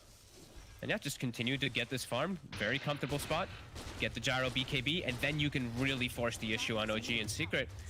Their heroes don't really do much versus that BKB when it's going to be coming out. No, not at all. They're going to have to kite it really hard, and it's not going to be easy because he's got an S and Y too. So kiting that, they don't have any points in upheaval either, as I see from Puppy. So kiting it is going to be really difficult. And with this build-up from Nisha as well, you know, the Midas spots, Blink, what does this sort of say to you? Does this say he wants to be jumping, finding backliners in the fight, or is this Blink sort of built for just split pushing and trying to stop OG from being in a position where they can run 5 down mid and they're having to try and deal with this Invoker pushing out the side lanes? It's like splitting in positioning. Like he just can't get, if he gets jumped by Ricky, he's dead. So he just has to be completely aware of the fights and just be able to get out as soon as OG does look to start going. OG is going to start ramping up that pressure really soon. Mid one's about to have it finished, about to have that BKB done. And then that mid tower, that's going to be the target. OG's going to heavily commit for it. So Secret, they've got to be really well prepared, and it's just not looking like an easy fight. I'm not sure how they're going to be able to do it. Oh, this is definitely a challenging spot for Secret, but that's, you know, after the many wins we've seen from them, this is what we like to see. We want to see a team such as Secret be tested, and they certainly will right now. Down 9K here, 18 minutes in. I just don't know when they're able to fight versus all this. OG's actually going to force the Roche, and Secret can't fight there. All right. So similar approach as last time, but they just stalled out a little bit longer, right? They waited for the BKB. They gave themselves a little bit more time so that they're safer. Secret starting to move over at least with Matu. He sees Seb. Gets one little less. You can't go in on this. They've got to give space. He's countered. That's the thing too. Is like the Slark this game. You see that Matu has to go for BKB because he's first. It's Ricky, so he can't actually play reckless at all on this one because he just gets caught by a smoke screen and he's dead. As OG now with quick moves around, Saxa is setting up. Looking for Nisha. He's almost got his own Blink, Saxa. And actually changing it up, Nisha as well. He's just queued up the BKB instead now for that same reason as Matu needing it. At least then he can just like BKB, run out of the smoke, get Ghost Walk off, and then reset positioning. So. Ooh, I like this as well. Might need Blink anyway on top, but. Oh no, I don't like that. Mid one. He had the rapier queue for a second, and then it was like, actually, I want to be even more indestructible. So on top of the S&Y and the BKB and the Ags, he's also going to go straight for that Satanic. So going for the full tanky boy build on this Gyro. He really doesn't want to die. I don't think he will. I really don't think he will if he does get away with getting that. As OG. They've got a Force Staff also on Seb. So now he's starting to build his own item, and he is tanky. You know, 1600 HP on this Alk. OG's gotten away with everything this game. Oh, Nisha hiding in the tree. Saxa, he's able to get the jump. Straight in, over towards Yapsor. Yapsor goes down. Seb, Concoction out on a Puppy. See if they can dive for this. Zai by Puppy's side. Mid one, he's ready to play aggressive. He feels very strong right now with his BKB he feels invulnerable. And the Aegis. He knows, like, if they run into him, he will kill absolutely all of them. Under Acid Spray as well, with Thompson going ham. Like, this is all physical damage that just gets improved by that Acid Spray. He's jumping straight away on Nisha. Nisha, can he get out of the cloud in time? He can't. Nisha goes down. Wukong's command is out there. Matu moving in onto Sax. They take down Sax. They now move over towards mid point. Shadow Dance out from Matu. He's got to be a little careful, though, and get back out of this. Concoction will come off. The smoke screen's down. Thompson, is he able to jump? But he looks for Matu. He's going to be able to get in, get the kill. They've got the control, though. Can they punish Thompson for this dive? They can't. He's straight back out over towards the safety of Seb as Thompson steps away. OG find 3 and only lose their Lion. That was their big ult. That was Secret's big defense, or attempted defense with the Wukongs and with the Chaotic Offering, and OG just kills it like it's nothing. And just jump from target to target. We're really seeing the fragility of the Secret draft as OG is just able to rip right through them. A brilliant jump from Thompson to start things. Nisha not getting a chance to throw out anything at all. You know, the combos, you say that sort of the Fatal Bonds, the Golem hits onto sort of 3 or 4 of them. It just isn't enough damage. Mid one able to live throughout it all, and Matu, he's got to start retreating very soon after making an aggressive play, as he knows that this Ricky's just going to be able to run him down. Hey, the big thing is really the tier 2 still up in OG's diving base. That shows how strong they really are, and just understanding how strong they are is Zai does get seen jumping into a tree for a second. This is a bit risky though from Secret. As they see him, Zai. And he's got backup. Thompson out to the side. They drop the boundless strike. Matthew's trying to move in. The cloud is down. Sunstrike from Nisha off the mark. Deafening Blast pushes Thompson over towards the side. Now Matthew's got to be careful. They're running him down. Tornado from Nisha holds back mid one and Seb momentarily, but the cooldown's there. Matthew out to the side in time. Stacks up with a jump forward. Matthew pounces down to the ground. He's going to be able to make it back to base, but Zai, he won't. Left out on the map, Zai will fall once again. That was close. They almost actually got Thompson there. The Sunstrike, if it connected, he was going to go down. The Pounce also not clipping him either, so he's able to reset. And OG is continuing to lead this game and even looking for more. As bottom, the 4 spirits are summoned. Mid one quickly swings down, cleans them up. And they just continue this aggressive posture. And now a DD also on Thompson. Oh boy. They're already setting up. They have this ward. They had this ward up top, and they actually know where the Slark is. They saw Matu kind of swinging up there. They get the scan as well, but Matu, he's leaving. And mid one, how long on his Aegis? He still has a minute, but he is very alone down here. He's still very tanky. He's going to put the BKB here on his first life. So that will be and his team's connecting. Will be a BKB charge, but no lives to be lost. And he's very close, as you can see, to having the Satanic, so still just insane item time is coming out thanks to that acceleration of the Yags. 24 minutes in. Seb, he's heading in for this. They've got the missile going the way of Matu. Matu is going to start poking at Seb. See what sort of backup they can have. Puppy's TP'd into this. Nisha with the BKB is able to come out onto Saxa. The golems drop down. Seb on the high ground, caught under the Wukong's command. The cold snap causing him issues as Zai chases down the Alchemist. Matu, Puppy's golem sweeping round, but now with Thompson jumping in with the tricks of the trade. Secret's got to be careful. Matu, he's going to get taken out in the cloud. He goes down. The concoction from Seb out onto Zai. There's another fight where OG they're able to find two. They might be able to find more as well. Thompson, he wants to chase. He held back by the telekinesis. He won't get the opportunity. But another 2 kills here for OG. Again, only losing stacks, so they'll take these fights every single time as they continue to get further and further ahead here. 16k lead. OG continuing to dominate this game too. They're really just running right through them. It's like a lawnmower. I see the chaotic offering gets dropped and it gets 3-shotted by Thompson. He's just so far ahead at this point because of all this gold and just a free gifted Ags. He's 11, 1, and 3 on this last pick, Ricky. Puppy. Got the Ghost Step to Tornado off the mark. It's not going to catch any of them at all as Puppy will go down. Thompson trying to chase Nisha. Nisha makes it away, and only just as BKB was still on cooldown.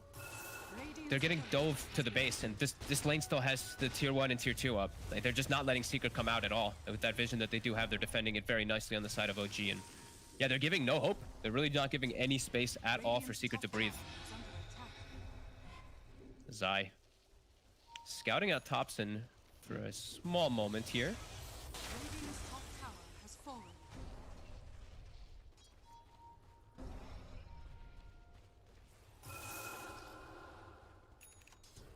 So Secret, they're close to the next times. The BKB, a couple of hundred away from Timberman. Over on the side of OG, just these insane items coming out. They're already on top of the Satanic. 2,700 gold on mid one. He's ready to start picking up a good portion of that butterfly. There we go, the Eagle song already out. And we see it here, this game 2. I mean, game 1 might have been a bit of a rough one for mid one, but this second game, he is certainly turning up. 507, over 300 CS here at 26 minutes, 23k net worth nearly. You know, this is why OG run the out strat. They can set mid one up for a game like this, and when he does it right, my goodness, he does it right here, mid one. Yeah, him and Thompson are just really popping off. 11-1-4 on the Ricky too. He's just slaughtering anyone he really sees. And yeah, OG, they're chilling. And it's like they've got the BKBs on Secret, but this is just for them to survive, right? This isn't them actually being able to go out and win a fight. This is them able to be able to like reset and perhaps get like a positioning advantage and maybe get like 1 or 2 heroes. But damage is still going to be lackluster.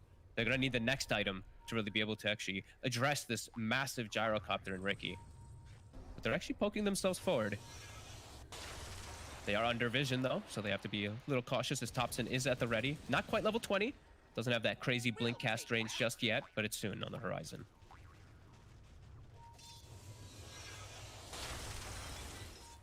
Secret just has to stand there as a unit. All 5 right on the high ground. You can see Nisha even scared to step out for the Midas, having to wait until the creeps come right up to the high ground here, as he does not want to take a step too far. He knows how quick OG will be to pounce. They might honestly, when they stand as 5 like that, like all in a row, they're probably thinking about, can we explode this Riki in one combo, right? Like throw out the Meteor, Deafening Blast, Stun Strike, Boundless Strike, Lift, and potentially try for it. It's very hard to execute though. And they just go and find themselves a Paladin Sword here for the Satanic Axe Gyro. Of course. Very nice here for Mr. Midbomb. Dire are scanning. And his Butterfly is done. Soxa's already on the hunt, as they still do have that ward bottom. It's spotting out a little bit of the movements. It sees the Forge Spirits running through, and they saw Nisha. Oh. Are they going to be able to hunt him down? Ooh. Nisha, if he shows his face again. Matu, he's going in. To show his face. All right, they got the Sunstrike down to the Saxon. Matu's going to be able to get the kill. And he's not messing around. BKB Shadow Dance TP out. He's not sticking around for a moment longer than he needs to. And neither's Nisha. They get the kill, they get out. They know how behind they are. They're just taking anything that they can get. Even support kills are worth it. They do right now know that OG is a little bit split up, so maybe Matu is looking for something, walking up onto the high ground, but he's under vision. He's got to be careful. No ult, no BKB. And Nisha will manage to make sure that OG can't chase for him. I mean, they're going to pop the smoke, but still, to say 30 seconds, no BKB or Shadow Dance on the Slark, so they're going to have to be cautious how they get Matu involved. They know they're split, though. They're really trying to take advantage of that fact and maybe just get like 1 or 2 quick kills. Yapso's going to get the jump. Straight away on a Seb. The follow-up Boundless Strike straight down on Seb. Forces off to the side, but they've got the damage. Another hit from Secret. Maybe 21k down, but they're finding any of these small opportunities that OG's leaving left open. Oh, and they're actually going to be able to maybe reclaim the outpost, so at least they'll get some experience if they're able to hold on to this one. OG, I think they will, yeah. Down and taken. It's up to mid one and Topson if they do want to reclaim it. If they start making the move, then the rest of the team should. But they actually see Nisha for a second, and there's a DD Riki. He actually took the backstab multiplier, too. I wanted to point that out. Not going for like the reach with the blink strike, which we usually do see. He just wants more damage. Can't blame him. All right.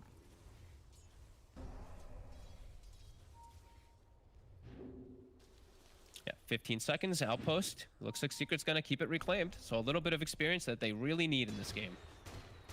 And Puppy, use the shovel. Shovel, and they're gonna get 2 bounty runes for themselves. So. Very nice. Not bad. Small gains as Nisha nearly has Hex. He's got a lot of money. He's saved up. Yeah. He's saved up quite a bit after that BKB. He's been doing a good job of finding money out of a map that, for the most part, OG have had full control of and have made very spooky. We'll see Roshan taken out. Aegis onto mid one. She's for Topson. And mid one's got it queued up. Yes, now with the Aghanims, the S and Y, the BKB, the Satanic, he's absolutely in a position where he can very, very confidently pick up the Divine Rapier.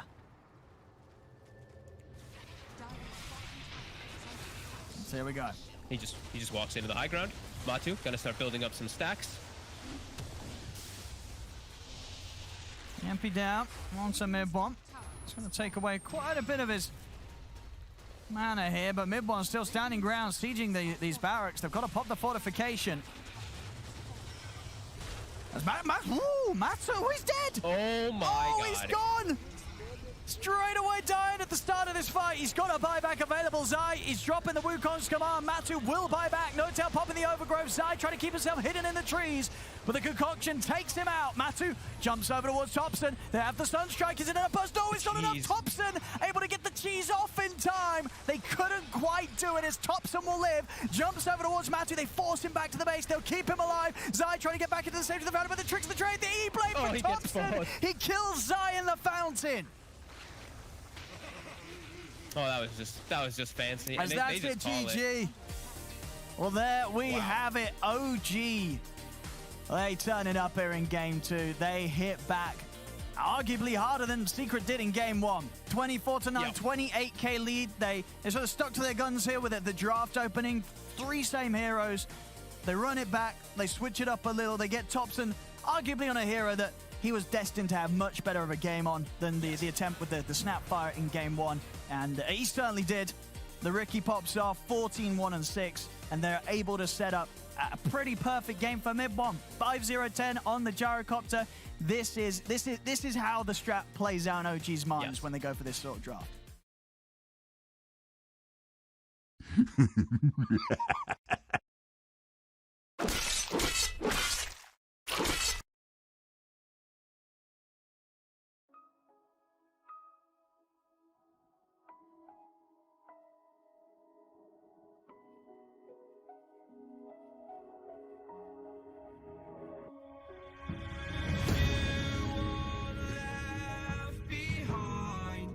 And I've lost everything, forever living in the dark. I feel so alive, still remembering what I want, but it ends with you. Candlelight has gone out, some will win and some will lose. Nothing much else to say, thought I was searching for something. Door has closed, not a sound. Take a look as I am now, still I smile but don't speak. Will you please slow down? Slow down.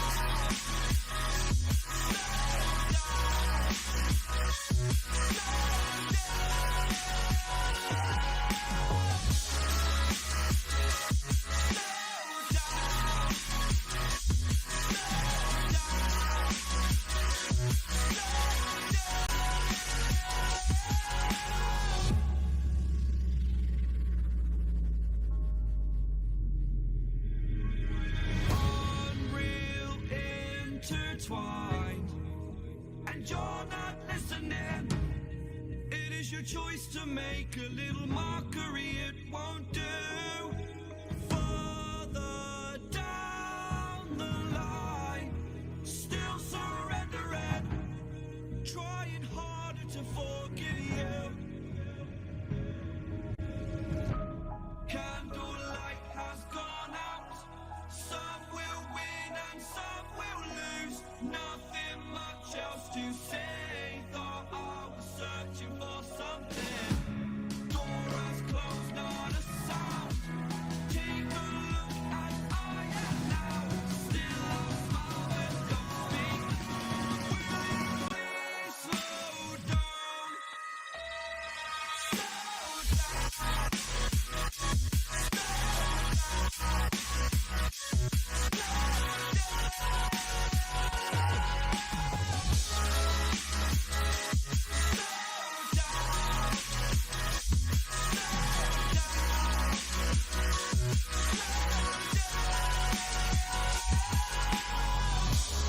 Candlelight has gone out, some will win and some will lose. Nothing much else to say, thought I was searching for something.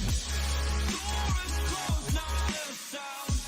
Take a look as I am now, still a smile but don't speak. Will you please slow down? Slow down. Slow down. Slow down. Seeing monsters out your window. No, you can't sleep, you pretend though. You don't have to play the hero. 'Cause I got you like you got me. When the earth shakes, when the bombs scream, until our last breath, every heartbeat.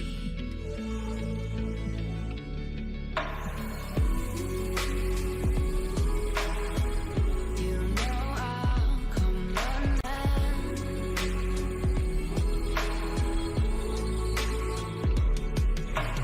You go to war, then I'm going with you.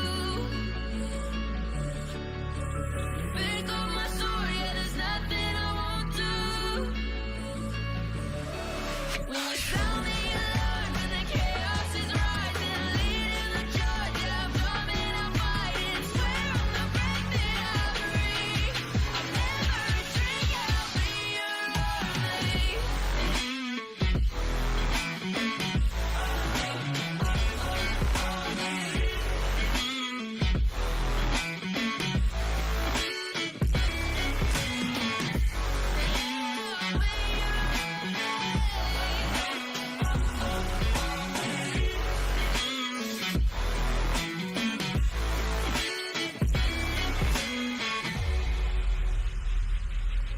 When your nightmares turn to real life and the ground's filled up with landmines, we will face it standing side by side.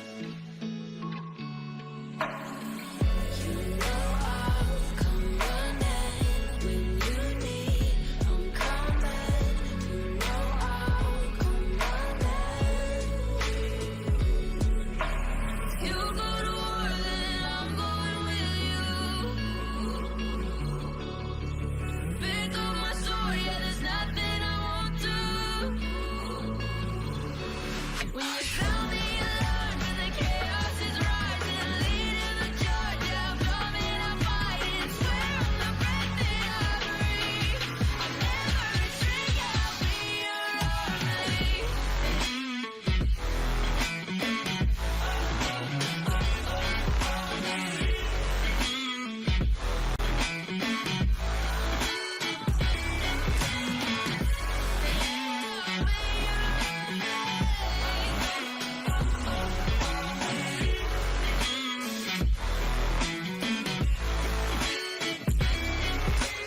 You go to war, then I'm going with you.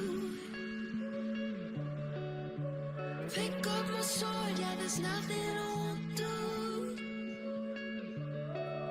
When you sound the alarms and the chaos is rising, leading the charge, I'm coming, I'm fighting. Swear on the breath that I breathe, I'll never retreat, yeah, I'll be your army. Took a swing at a wrecking ball and I prayed for my downfall, and I found a way to reconcile, 'cause in my heart it's not worthwhile.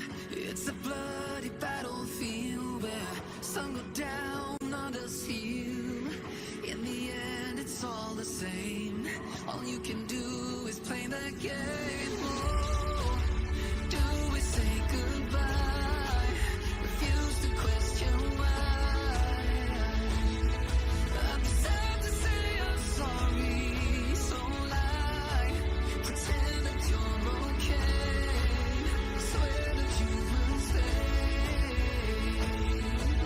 Keep trying for one day.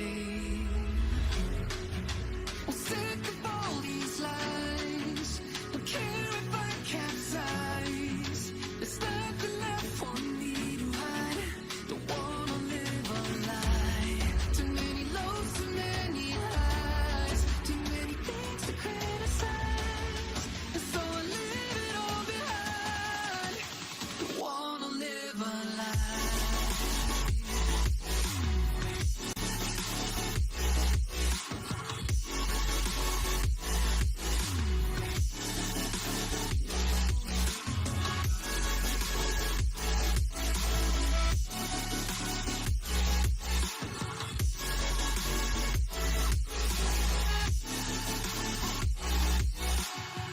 Life kept spitting at my feet and forced me down a dead-end street, when all I had went up in flames, burning only dark remains. I cover up every part of my skin, oh, 'cause I don't like the person within, oh. I know I'm the one to blame. All I can do is take the shame. Oh, do we say goodbye? Refuse to question why. I'm too sad to say I'm sorry, so lie and pretend that you're okay. Swear that you will stay. Keep trying for one day. Whoa, I'm sick of all these lies. Don't care if I capsize. There's nothing left for me to hide. Don't wanna live a lie. Too many lows, too many highs. Too many things to criticize.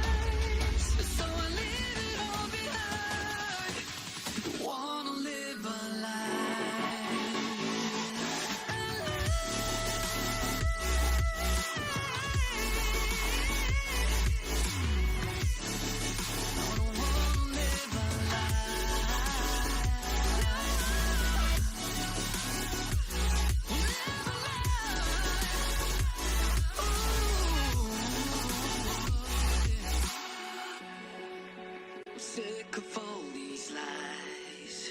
Don't care if I capsize. Oh no.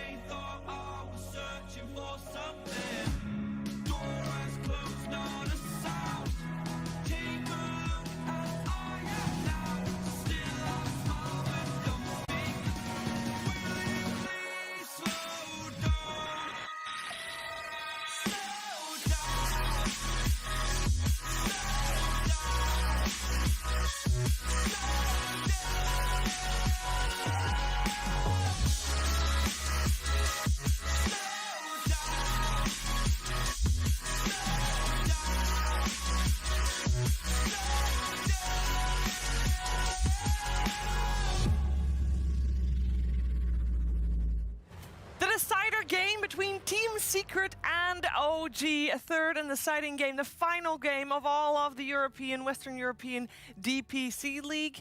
And everything is on the line for OG, whether they make it either directly to the major if they win here, or if they lose here, they have to go through tiebreakers.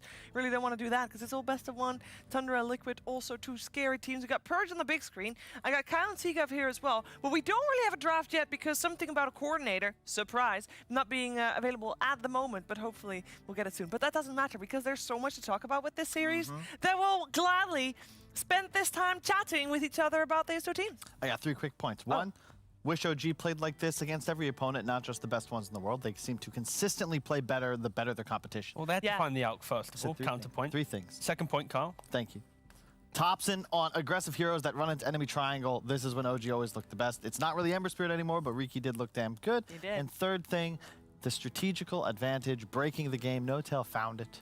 It's the offlane alchemist. Please, Wait, please. Did No-Tail ban find it, or did Seb? Enigma not technically find it? They Sure. played Yeah. it first. Then Tundra failed with it, and then OG started I mean, it's the playing same way OG was. There was Core Wisp played before they busted it out That's at TI, true. and then they're like, just "Oh my god, this perfected is it. insane!" That's true. And then they were the team playing at it. the Oh wait, best. they were actually the first successful team of it, technically, right? So we can maybe give them credit for Yeah. understanding how to really bring out the most. I of it. am curious to hear from all three of you. If you guys want to take a little bit of a guess, Alchemist Game 3, in or out? Out. I think out. Probably out, but let's talk about what should Secret do if it's in again. I mean, I think You that's the interesting discussion. Yeah, right? for sure. So if OG lets it through, if OG plays it again, how does Secret adjust? okay, so if they pick the Monkey King, I don't think they can flex it to offlane unless they cover it with the correct Yeah. bans. I think the key thing, like I mentioned beforehand, was the bans that Liquid did against this Alchemist were very strong. The Juggernaut, the Gyro, and the Monkey King, they're of course the big 3 that get enabled. And I, of course, don't think right now we know an instant kind of carry that would be able to utilize that AG to great effect. Riki was good enough in my book. I think that the trouble you run into, it's the same as when my brother was always like, we can just first pick Rubik, because how do you counter that? How do you pick heroes that don't have good spells? In the same way, you can find a hero in the pool that has a good ags Sure, for the yeah. game. Secret's main edit, I agree. The Monkey King can't be a support. They needed to have that Zai hero that had more gravity. Because, yeah, sure, he died a bunch as the Timbersaw, but it was to 4 heroes. Whereas this game, you have to rotate to try and save him because just Topson +1 is threatening Monkey King. He needs to be on that real beefy boy that can create space. What if they don't pick Rubik and therefore give him a better lane? Because Rubik is just not that strong of a laner. They open in both games, and it's like he just sits there and Monkey dies. Do you think there's a scenario ever where Secret not maybe take the Alchemist themselves, but then because put it they into got like a carry? first pick. Yeah. Wait, really? Well, yeah, they they've always have been got first pick, and Oh, they've Oh, got yeah, well, first they pick picked this time Radiant. around. Yeah, yeah. But do you think there's ever a scenario where they have the confidence just to take it away from OG potentially? I don't know. They're good enough. I wouldn't, but Come on, they're good. why not just ban it? That's what I mean. I'm trying to like look at the discussion of course they're good enough to run an AUK, but do you think they respect the AUK enough that they pick it themselves without wanting to ban it? Because when they ban it, now they're giving up one more I don't hero. think so. I think it's a stronger hero as the second pick position. In addition, Of course, that's true. I'm just kidding. I lost it. That's right. Wait. Okay, that's No, fine. it's fine. Nope. I'm curious because all the times when we talk about Alchemist, we're also talking about, ooh, who's going to invade the jungle to contest the stack? Secret has not tried that in one of the games. Oh, Secret 3 games in a row chose Radiant. OG chose second. That pick. is true. Yes, that is Yes. very true. Is that literally what your point? Yeah. Because we've been saying that. We have, yeah. I Yeah. just wanted to reiterate. It is Yeah. very important because again, with Topson in his last pick, sometimes it's the best pick in the world with the rookie, Yeah. and sometimes it's an Arc Warden or not a good pick or Yeah. Snapfire. Like The there Riki is was perfect. volatility. You have lane advantage. Surprise! Snapfire! Yeah. Woo! But, No one's surprised when Grandma the shows mind of a up. Everybody genius. knew she was going to call. She always sends the card. Shout out to you, Grandma. You're not watching, but Very, very That's nice. all. Very It's a humble. big Remember thing to- she's dead, Kyle. Wait, what? What is no, that? What? Both of my grandmothers are alive, Kevin. Oh, God. Jesus. It's However, I dark. should call them more often, and so should you. Call your Yeah. grandparents. You got time. The coordinator is still down. We're not stalling for no reason. We know you guys want to see the game, but we can't give it to you. None Yeah. of my grandparents are alive. Very sad. You just make me feel very sad. You're looking at Kyle right now, or me? I can't tell. Why is that funny? Because of your face. That's 'Cause funny to you? Your face was like really worried that you made me sad. They passed away quite a while ago, and they lived a long and fulfilling life. So That's great. Well, were they my Dutch? phone down now. they were all Dutch, yeah. Yes, well, there you go. I don't know what to add to this conversation. I have nothing. I'm just not going to say anything. That's probably the safer play. Yeah, I agree. When in doubt, Do nothing. Yeah. That's my motto. There's also... Wait, what if they do nothing with the Alchemist? What if they Bad just idea. don't pick it or ban it? Bad, Let it that's not through? going to happen. You know OG. Come on. They'll Yeah, just I pick know, it I the third time know, around. I know, 'cause now they will. you know, first game is like, okay, it's not quite right, then they tweak it, it's right, and now they'll use it every time they have the chance. That's Okay, true. but Secret pick Monkey King, and they use like 2 of their bans to protect the Monkey King pick. What if they just pick their offlane hero there, and then they can do all the bans to counter? But then they're probably gonna. going to face the Monkey King. We've looked at this all wrong. We've also ignored the fact that Secret have gone for Slark 2 games in a row. Yeah. You know, the game 1, they had the Slark, but they had the Timber to counter the idea of Alchemist. In game 2, they have Slark, but no kind of vessel to open up the game. There's no tower hitter, right? Like, if Out goes to the jungle and supports in that lane, they need to be able to take that tower and collapse the map. I actually think it's simpler. It's just compare the EHP of a Warlock Monkey King versus Tidehunter Timbersaw. The damage that you can take is so much You higher should that mention, you like, don't fear. EHP effective hit points. If everybody, come on, you think There, most of the people know it, but the people that Damage don't, so there are give so our many. viewers credit. They're I all will. high MMR Dota 2 players. They I know. understand acronyms. You guys are all very clever, very smart, but I would like to, for like Kyle, to not use that many Effective acronyms. HP is your HP Thank after, you. like with reductions. We want to be welcoming to also new players, new people, They and also lack this is a good stuns way against to the start Ricky. it. Tutorials There's a lot for- of factors Which here. tutorials, Kyle? play 1,000 Oh, you- games. Easy. Oh, you got to get in the habit, dude. The anime's coming out soon. Yeah. Yeah. Start building it. I don't Like, they believe picked in that. Dragonite for a reason. He buys Blink, he uses Stun, they might die. It's very simple to play. That's why he's the main character. Must be. It must be. Is the coordinator back, Owen? Owen! Oh, what? Still down Nope, for me. nope. Oh, Okay. wow. Are you still logging in, or is it just down altogether? It's logging in for me. Logging Logging in. in. Okay, guys, I have an Get idea. there. Yeah. Let's play the animal guessing. No, that's not. I know, it's There's- our last match. It's Secret OG. I know, There's you so can't. much to talk about. I mean, if you want to, and we can go back like away from the game itself that we just watched and talk about some of the. We can compare some of the players because we can't always do that. I feel like because sometimes there's just such a big discrepancy Okay. in performance Ooh. and history with all the players. a But with great these idea. two teams, we can. Let's play who's better and compare them one by one. Okay. By Sure. roll. Let's do Okay. it. Let's do Would it. you rather have Matumba Man or Mid One? Matumba Man. Matuma man. Purge. It's hard to have mid one. I think. Not as consistent, but he does have those explosions. Purge, are you going to answer mid one tops and Seb, Satsker, and Notal for your 5 answers? I just might. Yeah. Just checking.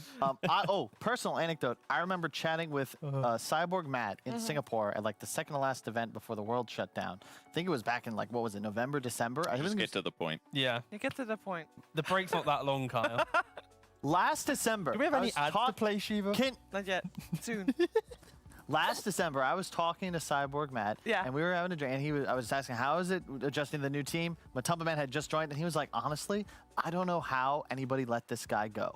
He's incredible. We love playing with him, and him, Puppy, and Heenan were all impressed that he had already meshed so well, consummate professional, et cetera, et cetera. So it's no surprise to me, at least, that they've been so good for a year. And now, T-Gov, you're out of timeout. I can confirm at that point because he alone pretty much carried, you know, of course, Chaos into TI9. Like his aura, Yes. his mentality was very good. Please don't pick apart that comment and try and flame anyone, but you get the point. I think Matumba Man is by far world class and easily Yeah. can make any team top 3 in the world. Yeah. All right, ready to go through the mids? Purge, you Ooh, want to go first ooh. on tops and Nisha? Oh, it's like the same story. It's like every player in OG just has like potential to like blow minds, but also has bad games sometimes. Yeah. And, like Nisha almost always has consistent, amazing performances. But Thompson also does the wacky stuff that makes their team succeed. Like I feel like if OG hadn't won TI twice, I would easily say Nisha. But like I'm a little unsure. I would still probably pick Nisha, I think, because I would say that he fits into way more teams than Thompson's playstyle does. Maybe like I don't know, 65%, 70% better. He'd fit better than Thompson, but I'm just imagining guys Twitch chat right now. I Yeah. can't wait. Oh, it's so good. Which one are Here's the you thing. swinging? Nisha mechanically is like, I don't even know how to explain it. What's a good analogy? I'm trying to think sport. Okay, it's Messi versus No. Ronaldo. Okay, how about this? I like what- that one. how about this? That one works for you. Nisha Thank you. is, Which one's better, is Messi or Ronaldo? Okay? I mean, I think no. It's a good one. It's a good one. It's a good one. Nisha is Ronaldo. He's just on point. Incredible technique, hard worker, Yeah. does Yeah. everything right. Messi has that little bit of magic. You know, you watch him play, and you're just like, how in the hell did he do that? And he wins all the awards. He's not. Yeah, he does. He's Yeah, not he just does. a goal scorer. You know, he creates opportunities. He makes everybody around him better, and he does things that it feels like no other player can. So how do you really pick a better player? Look, What? You think it's a draft? The draft? It's not ready. Oh, it's ready. It's ready! But we didn't get to 7 Zai, guys. No, we didn't. We can do that real quick if That's you want. impossible, I know. honestly. So it says Zai is they're very- both like. Yeah. Uh, I think Seb is very important to have inside the game, just on the mic. I Yeah, think ooh. from what we saw that's at true. True Oh, Side, yeah. you need a Seb in Yeah. your team because that's Yeah. just good vibes mate. and a good player, Okay. obviously. Yeah. So, yeah. But hey, it's very difficult to compare these players, which is why it's fun. It was like, yeah, it Because was like there is no correct 99% and answer. 99.8%. You know, it's like very Yeah. marginal. And I really appreciated the football reference. Hey, it's by the way. expected bands. Thank you. I was going basketball, but I caught Alchemist myself. banned. Morphin Alch, we found the second Yeah. hero, which means, by the way, Io in the pool, because that's the hero that we've seen being banned Yeah. first by Secret. Both And games over. Enchantress. Yeah, I think And Enchantress, yeah, good the point. key thing here is from Secret, going into game 2, I guess they didn't really expect kind of the response to what happens in kind of plan 2 or plan 3 of the Alchemist. So now Secret's like, wait a second, we know what the plans are. Okay, we don't really have an answer straight away. Get rid of it. And now they get themselves the Ooh. IO. Oh, it could be a Wisp Weaver first, too. That combination has not lost a game yet. And picking Weaver by itself to take it doesn't sound good in the slightest. So What happened to the Especially- monkey? He's not wearing glasses today. Ah, you mean on the cabinet at What? the top On right? the okay. cabinet, we saw it properly on mid one's I camera. was very confused for a I was second. like, There what it is, player are look. you talking about? Yeah, I was like, wow. No, the monkey is like sad. It's like, Yeah. Mhm. not even wearing glasses. This is the first game where OG has to play up into a first pick IO. They, of course, have played against IO once before, where Alliance did IO and Weaver against them. But yeah, this will be... Is this also, I think this is Secret's first IO this DPC League? When's the last time they played it? Could you look that up for me? I can, yeah. Good. And there 3 are months ago. definitely... What? 3 months ago. Oh, it's quite a while ago. Back when actually. Sven was a hero. Oh. They lost that game, though, to Alliance. Earth Spirit is a flex pick for OG. We know Saxa plays it. We know Thompson plays it, but... I have been waiting for them to start opening with this hero for so long. You know, Ember Spirit was the first 2 for this squad for a while. It's been nerfed somewhat hard, that fallen out of the favor in the meta, but Earth Spirit just seems beast mode. You get this early Veil, Yols, whatever it is you want to buy. BKB. something, yeah. You're like 2,500 health, 15 armor, and amazing initiation and damage output. Ooh. So this is the same opening that Brame in EU lower division has also done before. IO Tusk, if they put it in the same lane, it's really hard to deal with. Tag team, the kind of same between the two. And the IO, he goes for Helmet Dominator, into Ags. I think it's Kaya Sanj and BKB. It's just super aggressive. If this is obviously a carry IO, this could just simply be your 4-on-5 and nothing too creative, but the opportunity of a carry +5 Tusk is there. That is an excellent pick. Yep, all right. Good response. Lots of Yep. armor. Makes Tusk feel way weaker. Yep. You're playing against 2 strength heroes already. We saw Secret utilize it. You want to keep it out of their hands as well. And really just one of the more underrated heroes, it feels like, in this patch right now. That's Even though not it's picked true. a Come on. bunch. But I I think feel like it's banned a lot. Yeah, The- well, it's banned quite often. the nerf to Bat was a huge buff to Timbersaw. I think it was still always as strong. Of course, what you're saying about Batrider is very true. I think Timbersaw as a hero, though, is always been a very big nuisance in this patch so far. It's always been present in everyone's mind. Like when you think of like the offlaners, it's Bristle, Tide, and Timber. They've always been kind of the narrative for most of these panels. Just wins lanes so consistently. Makes the game really hard. It makes drafting a lot harder too. Especially if Secret did want to run this as a carry IO plus Tusk 5, this lane's going to feel like nothing into Timbersaw. Maybe level 1, level 2, they'll be pretty strong. If they tri-lane it and go aggressive with Tusk, they can of course kill Timber 2-3 times. But when Timber gets to level 3+, the whole kind of story of that lane changes where he kind of becomes self-sufficient and Earthspirit gets to play out into the map. I'm just hyped. I'm just, honestly, it worked, but There's no Alchemist. we had 2 out games, erased them from memory. Now it's 1 BO1 remaining. It's a single game, Carl. One a game. best of one. That's not Secret how that wins, they get a works. clean sweep. It is Shiva. It really is not. OG need to guarantee their spot at TL. OG has to win a single game Just to get one to the major. single Just game, one Cheever. best of one. And Purge will It's agree not as a best well. of one. It's one game of the last game of the best of 3. Purge will agree with me, hopefully. But last time What do he you just guys dodged think the about Grimstroke? like that. You This have to, ban. the obviously shield's too good. It's a very With- good hero to pair with the Earthspirit. I'm thinking about Yeah. heroes that secure lanes and then suddenly play together into the map. So Yeah. That's kind of the idea of this ban. And you also have a ton of space. It's like the game Insania was playing it against Nigma, where you never really feel pressure because of these two strength heroes with a billion health just crushing everything in front of them. Also, Topson plays at mid with the E-Blade. If you pair that with the Earthquake as well, now very, very strong. And a bind. Oof, so many options here with this Grimstroke. Very good ban from Secret. Very nice. A single ban, but so much meaning. How about the Bloodseeker single ban, if you want to continue on that train of thought? It's stops both of these heroes, right? They can no longer play the way we were discussing, where they are now forced to stand still. They don't want to stand still. They want to run at enemies. They're strong. They're strength. I do love how Secret, they revalue this PA super highly. In like the last 3 of their games outside of this series, pretty much when Tundra was playing it every time. And also, it never really got touched in the patch. So the fact that Secret picks it so highly, but also bans it quite often, should be an indicator to a lot of other teams. Like, guys, this hero, it's it's hot. Look at it. Blur farming Ancients is pretty nuts. Finding initiations with Blur is pretty OP. You have this awesome timing with your Battle Fury, Deso, Battle Fury, BKB. Your talents are still great. Everything's pretty good. I think Blur is definitely, I mean, I know you said Blur like 8 times there, but like it is like the best thing about the hero in some ways, because it just makes it so much harder for them to gank you as well. Because even if you are on a creep wave showing, they don't know exactly where you are, which makes initiations just completely different. No, it's a really good point. And it's this concept of vision that is more important the higher level Dota the game is. So, because it's all about trading in information, and better teams use information more efficiently. So just...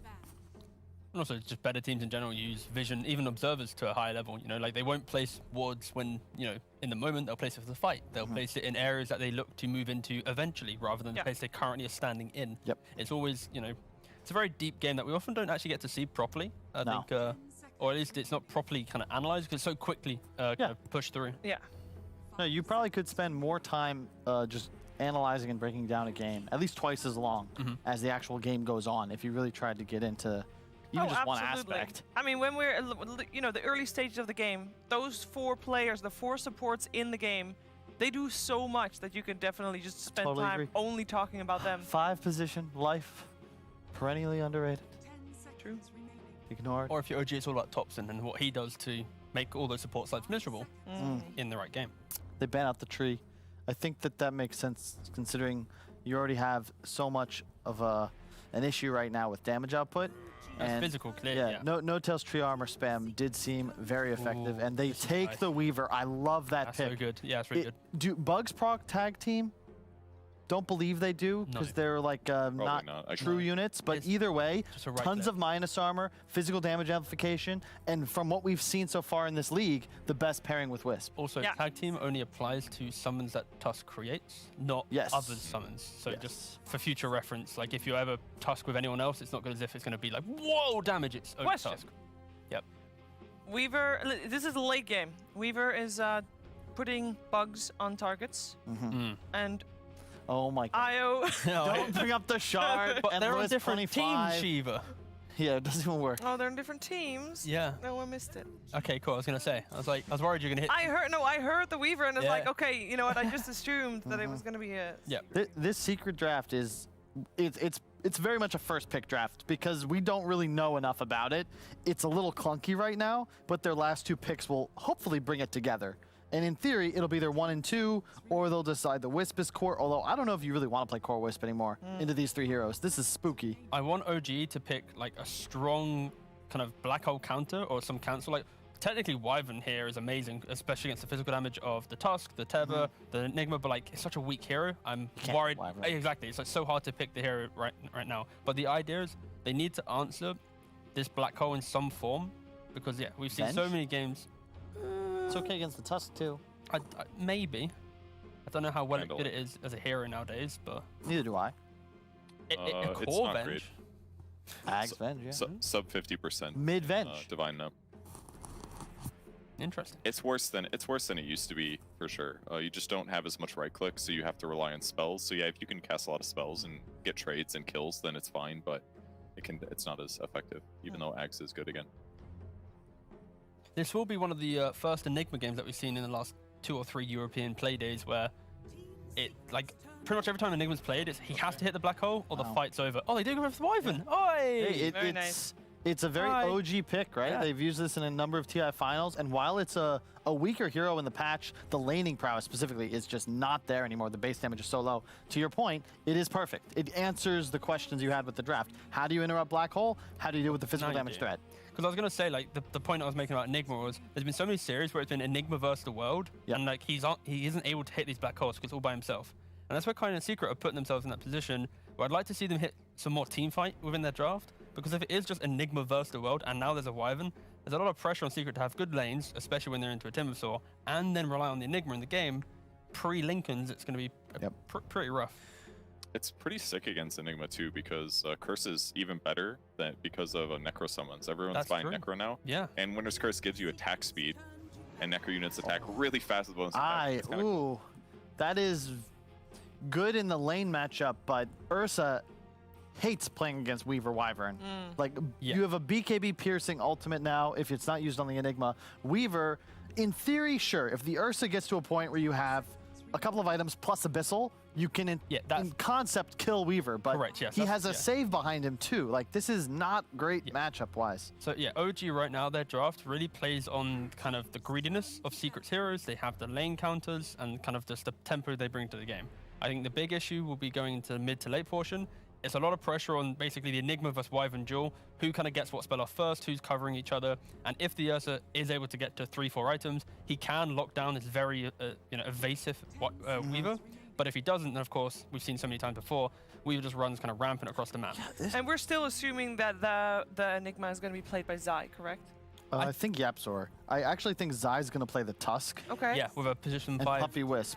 The thing is, though, because the thing is, if you think in the Unless past, mid. Puppy 4 and used to 3 be Puppy. having 3 signature heroes. It was Chen, Enchantress, and Enigma. I feel True. It's a is good it not point. just like a 3 and 4 IO Tusk offering duo? Yeah, you're Go right. punch? You're right.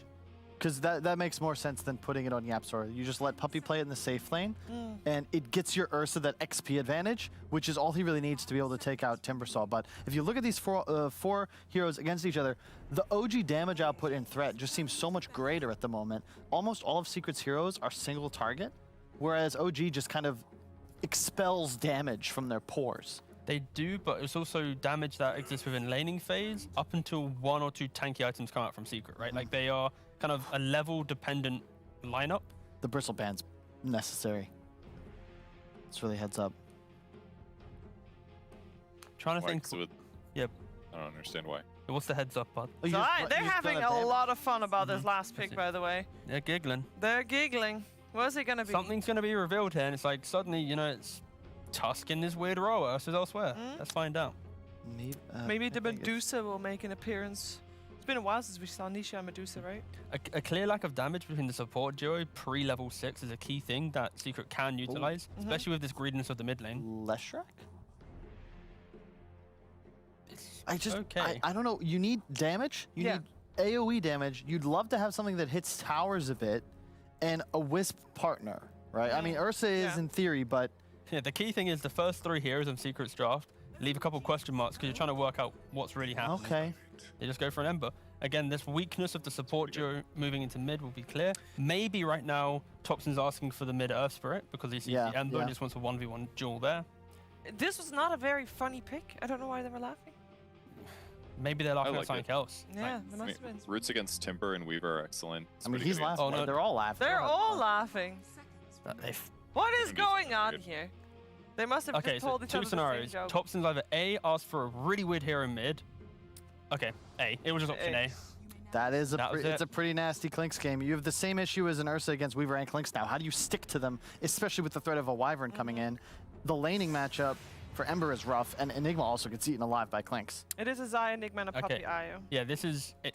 Pretty much every time we've seen Enigma in the last 3 or 4 European days, it's always been Enigma versus the world, and it kind of feels like the same thing here, where Secret need to have this like insane entry to laning phase to open up the game. Otherwise, it is all about, okay, let OG run at you, hit the black hole, and when you have this curse on top of you, Topson getting to play the same style as game 2, then yeah, I think OG has a kind of a nicer draft for pace. Final thoughts on the draft from you, Purge? I like the safe lane for OG. It'll be fine against Enigma plus Tusk. Neither hero should die if they don't make mistakes. I think I like what OG has better. Their disables are weak, but I like the core matchups they have. All right. I would agree, but keep in mind, we've only seen Weaver really succeed with the Wisp pairing. Yeah. That's when it looks insane. There isn't really a steroid for him in this time, and it's going to come down to, I think, this mid matchup. If Ember gets ahead, then you have an Ember and Ursa, the Tether coming in, the Enigma applying pressure on the side lane. Suddenly, you just kill the squishies. Whereas if Clinks gets ahead, especially if it's an Orchid Rush or something. Yeah, well, Thompson's showing up, Rough. basically. You know, Yeah. he's got his last pick once again. He's had one bad last pick, one good last pick. Yeah. He's got another last pick. If it works, it works. If it Yeah. doesn't, this game's going to be very Yeah, hard. feast or famine. Okay, well, for them, indeed, it is also, if they win, they are going a major without tiebreakers. Otherwise, they're going to have to go through those three-way tiebreakers, best of ones. Very scary. Let's see how this game 3 is going to play out together with ODPixel and Fog. Yes, that deciding game 3 now between OG and Team Secret. Fogged, we've got some exciting stuff we saw, especially from OG on their faces. They look to be very excited to bring out this Thompson Clinks to close up their lineup.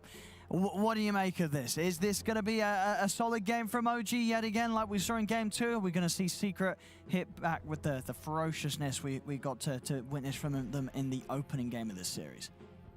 I'm not sure, Owen. I'm seeing a lot of potential for stuff. I'm not a huge fan of Wyvern overall as a hero, but it has its purpose always versus Enigma, so I can see why they would pick it up with that. Usually I do like to see it with some type of combo pairing. Earth Spirit's okay. It's not phenomenal though. Usually it's like some type of AoE stun, so you have a follow-up with the curse. Earth Spirit can at least like blanket a magnetize and a silence, like stuff like that. And they at least have like swarm as well, right? The curse plus the swarm gets applied, then Clinks can go to town afterwards when the curse done ends. So it's not your most, you know, you're not your best combos, but at least there's something there. Secret, not the biggest IO team. They're still running it this time around, and I'm curious to see how they're gonna make it work, because they've strayed away from this hero quite a lot anyway, even if it is so popular. Let's find out here, ladies and gentlemen, as we get ourselves into this third game of the series. What do you sort of make of the potential for mid on this game on the Weaver? I mean, as the panel pointed out, a lot of the times where we have seen Weaver look pretty good, it has been when it's been backed up by the IO. This time around, of course, mid one, he's going to be doing it without that sort of enabling support that's going to allow him to do much outside of his own individual toolkit. It's going to be a lot of kiting, I feel like, from both sides. Very limited catch really being in the game. Like, you have your Malefice stun, you have your tag team, you've got some root from the Ember, which I think that's why they went for this on Nisha, because they wanted to have some better forms of catch versus the Weaver.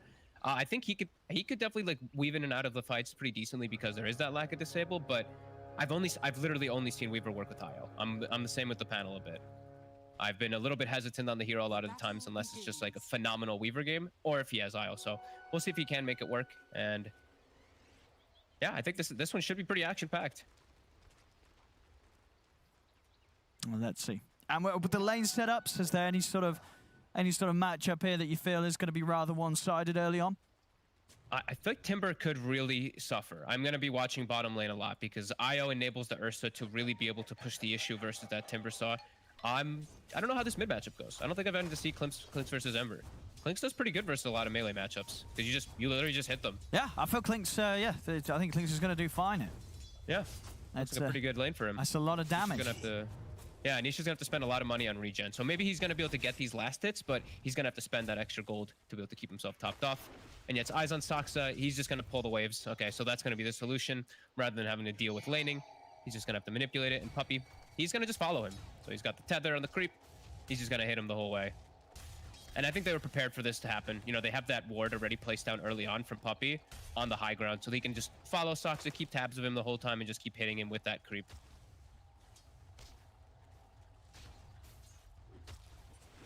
Oh, doing quite a bit of damage with that. Seb coming across, trying to stop Puppy from going any further, but quick tether over to Batu. He's going to be able to keep himself fine. And then what in that top lane? Is this a difficult one for Mid1 to farm into? They should be able to clean up some Eidolons, but yeah, I think he's going to get slowed down a decent amount just because it's Enigma. You know, Enigma's always going to get those free denies off, and if Zai is careful, he should be able to protect the Eidolons, especially at this early level.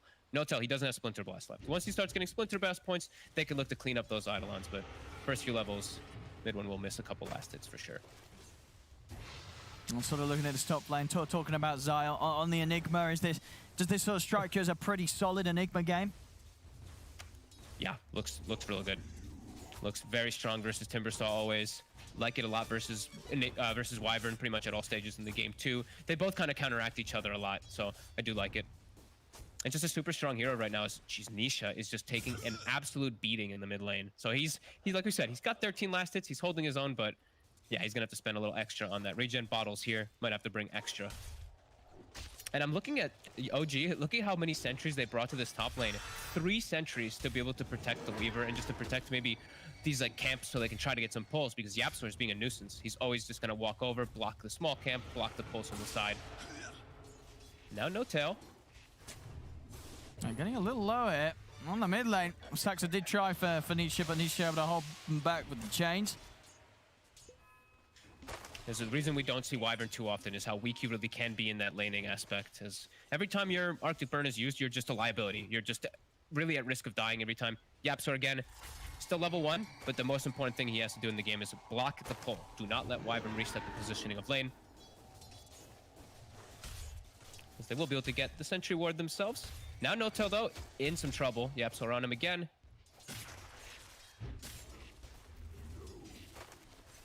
Oh, YapzOr pretty much able to walk in aggressively and step out with these boots and windlace.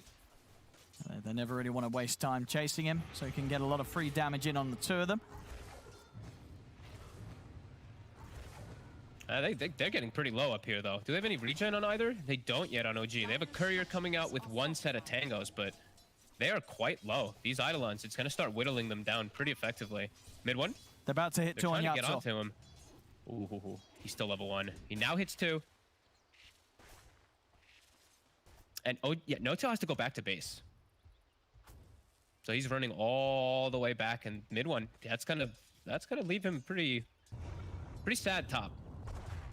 We're gonna have the 4-minute rune. Just gonna be down bottom.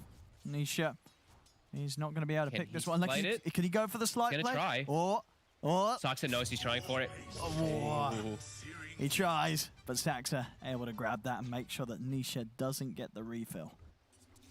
Those 10k game senses. And as the Earth Spirit leaves the bottom lane, Seb was actually doing pretty well down here, but as soon as the Earth Spirit leaves, he starts to get pressured. And an interesting item build from Seb. He's actually got double bracer. That's kind of rare. I don't see that on Timbers. Mid. They go for Thompson. So they can finish him off. They can. Can they get Nisha out of here, though? Saxa off the mark with the roll, but he is able to land the kick. Ooh. The dream as a support. Your mid laner dies, you TP in and get that experience. Very nice for Saxa. A good rotation from Puppey, something unexpected. You know, the IO making that TP move early on, as he did see a nice opportunity for it. And Isaiah is getting away with, he's getting this full free farm up top. That's huge. A lot of the times we do see Enigmas, they start to get pushed away, especially when the Tusk does start to leave him, or their secondary support starts to leave him. Zai hasn't happened to him. No, not at all. Denying his Eidolons nicely. And you feel what sort of a big part of the reason why he's able to play this well up top is because the no-tail can only do so much as a Wyvern in this scenario. Yeah, it takes you have to hit level 2 for your Splinter Blast to even be online, and you're really just, Arctic Burn is just such a liability spell in the laning phase. Doesn't really do much of anything as they just sustain right through it. And the book's almost going to be up there for Zai, as they're bringing some even more reveal. Not going to have to not worrying about relying on sentries this time around for the side of Secret. They're bringing a Dust to try to kill the Weaver, because OG, as we said, they started with 3 sentries top. Saxa looking for this another rune here. 3 seconds. It's going to be top this time. Nisha able to keep it safe for himself. Not an offensive rune though. Still going to try for something on Thompson. Back up there for Saxa. Quick side of fist dodge will keep it safe for the roll. The dust is out. Thompson, he is going to get taken down here as Nisha and Yaps are able to dive in under the tower and get the kill. Also get some good damage onto Saxa here. He's got full stick though. Nisha, regen rune going. Saxa, is he able to cancel it? He is. Breaks the regen. It's a little bit of a worry, though, that Thompson is dead twice now already. He does have the Falcon Blade. He is getting good farm in the mid lane, but you know, the panel did talk about it. It's very feast or famine for Thompson in some of these games, where he's either off to a killer start where he's just assassinating everybody, or he is dying a lot. And it already has happened twice now. He's going to have to back up and just resort to jungle, as Nisha's having a really good start in mid. Oh, for sure. Especially when it came to CS, and as you say, playing with the regen, it was a little risky. And Seb, He's taken down. Can't escape in time with the chains. And Zai's still fine up here. If the catapult wave comes in, he's able to clear that one out quickly with an Eidolon. And Soxa, he's trying to punish this. And they're diving in. Zai, is he able to get away? He's high level. I mean, they've got the silence. Is there any sort of save for Zai? There's not. Zai goes down. Nisha, could he get anything in return? He's going to turn towards Saxa. The three of them running down the Earth Spirit and No-Tail, as No-Tail will try for the TP out. Remnant jump over to the side, but No-Tail's going to get away. They'll just get Saxa out of this. The rest of OG able to back off in time. That was pretty close for them. Not even, like, if Zai lives another fraction of a second or something, he might be able to turn for Black Hole. That was really scary for OG that they're able, and good for them that they're able to get away for mid one.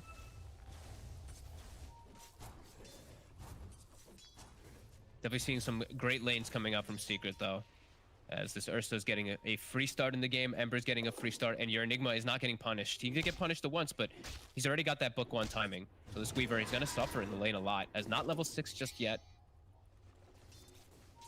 They don't have a real for him up here, though. The Dust was used before by Zai, so they don't have another one to look for the kill before he is 6.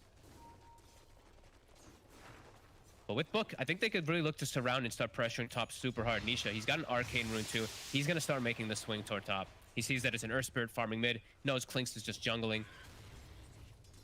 He's seeing opportunities to pressure as there's the Book one. No-Tail will just be able to fly away. Nisha did pop the Arcane. He might want to try and dive for these. Trying to grab No-Tail, starting to bring him down with his Slider Fist spam. I mean, almost Slider Fist alone would have just done it. And he's in with the Remnants, clears out the trees. There's no escape for the Wyvern. As Nisha gets a kill out of it. He's going to look towards mid one. Topson's here too, so is Soxa. See what they can set up on as they go in. Onto Zai. Zai, he's going to get some heals over from Puppey. Oh, no! Oh, what the? Oh, no! All right, I mean, it works out. Maybe not. No, they can't get mid one. No, it doesn't. It does not work out at all. As Puppey, he is going to die. Mid one will fall. Okay, it works out a little bit. Okay, not bad. All right, not bad. But Black Hole instantly put to a stop there by the Snowball. As, well, that happens. But they got 2 kills, you know? They do. Oh, we have it. I think they may have been able to clean that one up without perhaps losing him because of the Black Hole, but either way, mistakes happen. Yapzor, a little bit of a slip up there. Still looking for the next move. He's still looking for No-Tail. He's under the tower, and we get to see that again. A bit of a wild one. Tower with a what? It did look really weird for a quick second. Yeah. It was very, because he was so quick with how he picked him up inside the snowball. It was like instant as he got the Black Hole off, so. All right, Bounty Rune reset. Seb, he'll be able to likely get the 2 bot. I actually say that. He's only going to get the 1. There's a Necrobook Archer that's going to kill one of the bounties off, I think. Pya! There we go. Zai will be able to clean that one up. So, looks like a 2 for 1 for Secret. Yapzor is leaving the Bounty Rune top for Nisha to refill the bottle, I think. That's what it looks like at the moment. And OG's on the hunt. Topson has to start making some moves with this Klinks, with the Earth Spirit too. They can look to punish Zai. That's the setup. Saxa able to find the angle, dropping everything. And to make sure that Zai dies quickly without any time for Secret to come in. Yeah, I want them to start getting pretty active with Topson. Every time he has like a Death Pact available, just start swinging around with the Earth Spirits. They have good kill potential every time the Earth Spirit is able to set up on one. It's a little bit of a free kill here each time he's in lane when Nisha or Matu's around. Dire's top tower is under attack. And mid one has to play recovery mode as this Weaver is. He's not had a bad start in the lane by any means, but mid lane. Yep, the lead in onto Topson. Puppey with the backup. Damage. As they're just running him down. They've caught him. Definitely doing a pretty good job of making sure that Topson does not get out of control. 3 deaths now on the Klinks as they're trying their best to slow his game down. Still second highest in the net worth, keeping level with Matumba Man. But every time the Secret can kill him, it's definitely going to make that Klinks a little less scary. This is a scary moment here for OG. This is now, what, 3 times the Klinks has died. Weaver mid one, he's trying to catch up and farm. And they have to send all their heroes mid. Timber's still getting some bottom, but Ursa, you know, Matu is the big winner out of all this. He's getting so much more than mid one is. And mid one, he doesn't have an enabler. He at least thankfully has a Royal Jelly for himself, which I guess is kind of a mini enabler, but he doesn't have anything to buff him up from his team, like the Ursa does, who has an IO at the back. As Seb bottom, the 2 supports. Zeb. Almost kill him. Ooh, shot. Won't grab him. There's Seb. He's out. Did you see Yapsor's build, by the way? Falcon Blade Tusk. Oh, there you go. A little bit of mana regen, a little bit of damage, a little bit of HP. I mean, it does it all right. You sort of said it before. It can be seen as a bit of a replacement to the drums. Yeah, I guess so. I guess he's feeling like he can actually get into the fights and hit, and we did see it just coming into play, right? The overcharge versus the Timbersaw with the tag team. Okay.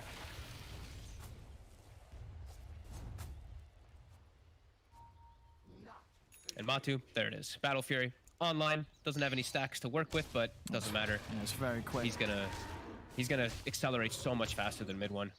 Don't know how mid one really gets the time to catch back up. I think his team like really has to start causing chaos. They really have to start just making all these moves for the Weaver to get this space. Because I feel like Secret's just super happy with the way that the game has gone. No, I think I have to agree. It's just on paper, it just doesn't look easy for the Weaver to carry this game, right? And the thing is too is they picked double invis, and it is an Enigma who's going Necro 3. So I feel like for them approaching the team fights in these next few moments when Zai has this, it's gonna be impossible for Weaver and Klinks to get in. Like Thompson just has to Death Pact and just play around that, maybe just eating Necrobook or just somehow clearing it out. I don't know. It seems like it's gonna be really hard for them just fighting into Secret when they do get that 5-man death ball with Necro 3. I think it's going to be incredibly important that No Tail is able to get some huge Winter's Curses off to stop them from diving in. But Matt, he's just got what? Wait, what? Well, we got to get a replay on that. We got what? Down. He didn't know. But he just solo killed him. He just died solo to an Ursa Battle Fury. That's all he had. What happened? Oh God. Oh. And now Seb, that's Zai's on top of him. They've got to relocate. Oh. This is falling apart so quickly for OG. Oh dear. Oh dearie me. And something small to point out, but I do want to point out because I think it's kind of clever what Zai did with his Necro 2 summon. The Timbersaw was pushing the bottom wave super hard, and he actually cut the wave behind the Timber so that there wasn't actually any momentum coming from that push from Seb. So small little things. And now Book 3's online, so I feel like Klinks and Weaver, their team fight is just, so hard. It's just impossible. They can't walk in, they'll get rooted, and then they'll just die to even just the Necro Book. So yeah, this is going to be a pretty hard 5 to 10 minutes where OG is going to have to try to endure the pressure that's coming out. And he will be able to eat the book, like I said. So Thompson, he does eat that melee book with the Death Pact, so at least they have that type of counter inside of the mid game.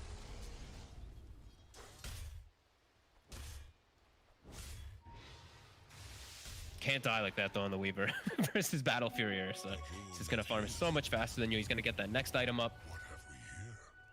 Nisha. He is deep. Yeah, he's got a remnant out though, right? He does. And he's gone. Lack of control, really the name of the game in this one. And Matu, blink done on top of the Battle Fury now. Actually look for the setup, mate. They're going to jump in onto Seb. No Tail, he's got the curse. Oh, nice lay it down onto the tusk. They'll be able to turn, take down Yapzor. Saxa trying to roll in, but he's off the mark here as they split. Saxa's found himself underneath the tower. As Saxa goes down, Thompson trying to move in onto Matu, but with the Enrage out, he's fine. They've got 4 heroes Secret still. They're ready to hold back OG. If OG tried to dive any further, they won't. OG, they'll hold off. I think Thompson just has to literally save Death Pact for the entire game. Just every time Necro Book is up, just walk up and eat that warrior, as it is available right now. He's sitting on top of the Remnant top. Rune spawns bottom though. As the books will pull the creep wave aggro, and there he is. He eats it again. Oh, they're going for Roche. They know there's no Winter's Curse. And Matu. And that's pretty much the majority of the team fight potential for OG, right? The curse is very important to really be able to tackle Secret at this moment. Yeah, Curse and Magnetize down. There's no way that they can effectively fight into Secret's traps. Yeah, this Roche, easy for Matu. And now Blink, Battle Fury, a super enabled Ursa, now has the immortality to be able to dive super hard. And there's no ults. So now Secret, they're going to look to run in. That's Matu. Oh, he's in on Thompson. Whoa. I mean, he's feeling strong, Matu. He is. He knows the only person who can disable him it's only the Earth Spirit. So if they see Saksa shows himself top, they're probably like, we can just go time. Like this Earth Spirit is the only form of control really on their team when there's no curse. The book is summoned up again. It's surrounding. Seb trying to hold on to the tower. He's getting his mana taken away. Matu's in. Buy some time in with the Yules. Cold embraced him, but Seb, he's out of mana. Matu, is he going to be able to stay on top of him? Seb, able to find a little bit of burst to get out to the side on the backline. Saxa closes the gap onto Zai, but Puppey's over, keeping Zai safe, takes him over towards the side, gives space for Matu to finish off Saxa whilst they keep Zai alive. And now that Sox is dead, they know they can play pretty reckless into this mid lane. No mana for Winter's Curse either on No Tail. Now he has to be careful. All right, if he gets slight chains there, he might actually go down. As the tower will drop. And mid one, he will at least be able to soak up the pressure, or soak up the space from this pressure. As his team does respond, he's able to at least finish up his next item, get that Yasha done. Don't know how much it's going to help him. It feels like he needs the next item after that SNY. And I don't know what SNY's... SNY. I guess the root is something he wants to be able to reduce, but that's not going to reduce black holes, so... At least it'll make him tanky. Sure, yeah. I mean, it's obviously that very appealing item for pretty much the carry in every game on pretty much every hero. But it's definitely interesting to see how different players prioritize it in their build-up. As we do see some, getting as that second, third item. Some carries, they won't get it until sort of the last slot just to finish off their build. Yeah, and also it's like sometimes we do see the Manta to be able to address the fact that there is like Malefice to be able to dispel the chains too, but Manta on range heroes usually doesn't feel great. But Topson is doing the Manta, so it does have its merits in this game. All right. Saxa. That's top. He gets in onto Puppey. Puppey is going to get taken out. They're able to burst the IO. See if Matu wants to jump back in on this. He's thinking about it. He's going to go straight towards No Tail. Seb sends him up in the air with the Yules. Matu committing with the Enrage, holding his ground. He'll be able to finish off the Wyvern. Saxa rolls in. They've got mid one coming across, but Matu's already picked up the kill over to the side. He's locking down Topson, buying time for Matu to swing across. Topson will get the kill onto Zai, but he'll fall for it. They've popped the Aegis, but they've lost 4 on OG. Mid one, the only one alive. They catch him with the dust. They're ready for the chase. Nisha, is he going to be able to grab him with the chains? But no, mid one's too quick. It's away with the Shikuchi. They try to come hunting for him in the trees with that relocate, but mid one is away. So they're 4 heroes dying. Only Zai going down. It's just another smooth fight from Secret. Such quick fingers from Zai too. He almost dies instantly to the clinks. The damage actually from Topson was pretty crazy, but he gets the black hole. Even just a little instance of control allows Matu to get on him. And now Matu, we're talking about a little bit of difficulties for him to stick on these targets, stick on this Weaver and this Clinks. He's got Basher already after that blink. He is absolutely massive. He's got the Basher, he's got the Bullwhip, so he's ready to chase him down. Yep. Topson wants to get this next item pretty quick here, the Shard. It will be able to help out a lot, especially in those instances versus the Enigma. He would have had the kill because he would have had those 2 little extra guys, and we just have hit 20 minutes, so he will be able to get that one next. Nisha. With the silence. Fair bit of damage, but again, Puppey's around to help out, and now they'll turn. With the Malefice on Saxa, Matu's just straight over the back lines. Tears down No Tail. They bring down Saxa. It's 19-8, 6k lead for Secret. As this game definitely looking to go the same direction as the first. As Secret, they are completely in charge right now. This Ursa is just out of control. Like, even Sab, he can't stand near towers now. He has to just immediately run away, and that's a tier 2 that they're going to have to just sacrifice. Mid one, he's just going to have to push out bottom as hard as possible. They're just going to have to watch this die. Topson can do nothing about it.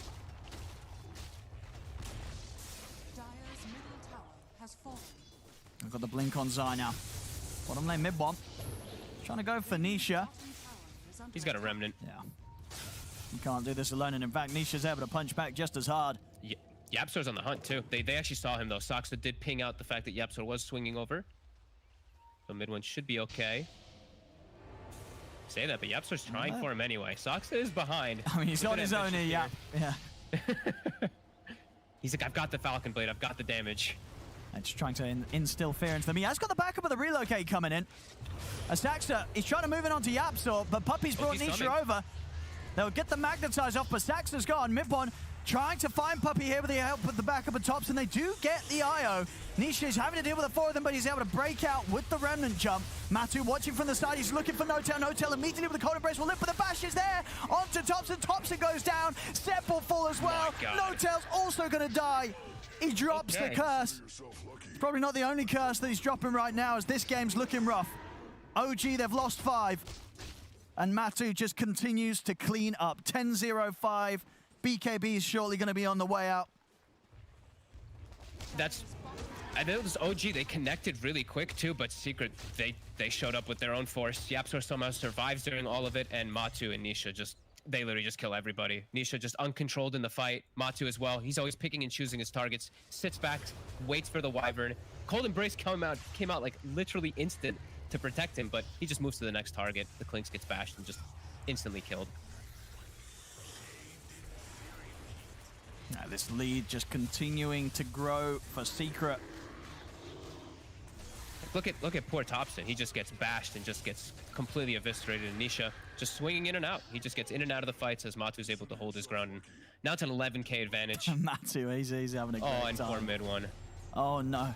Is he going to be all right? Has he got any way out of this? He's got the time with the bash. Bashed. Oh my Oh, he gets bashed. He didn't press the ult and he got bashed. I guess he wouldn't have had the chance anyway with the animation, but still, that's mid one down for 40 seconds. Another kill added to the list here for Matumba Man. This game is way too out of hand. This Ursa is he's just too big of a beast. The Clinks and the Weaver, they've met their match. The Bear with the Basher, it's too much now.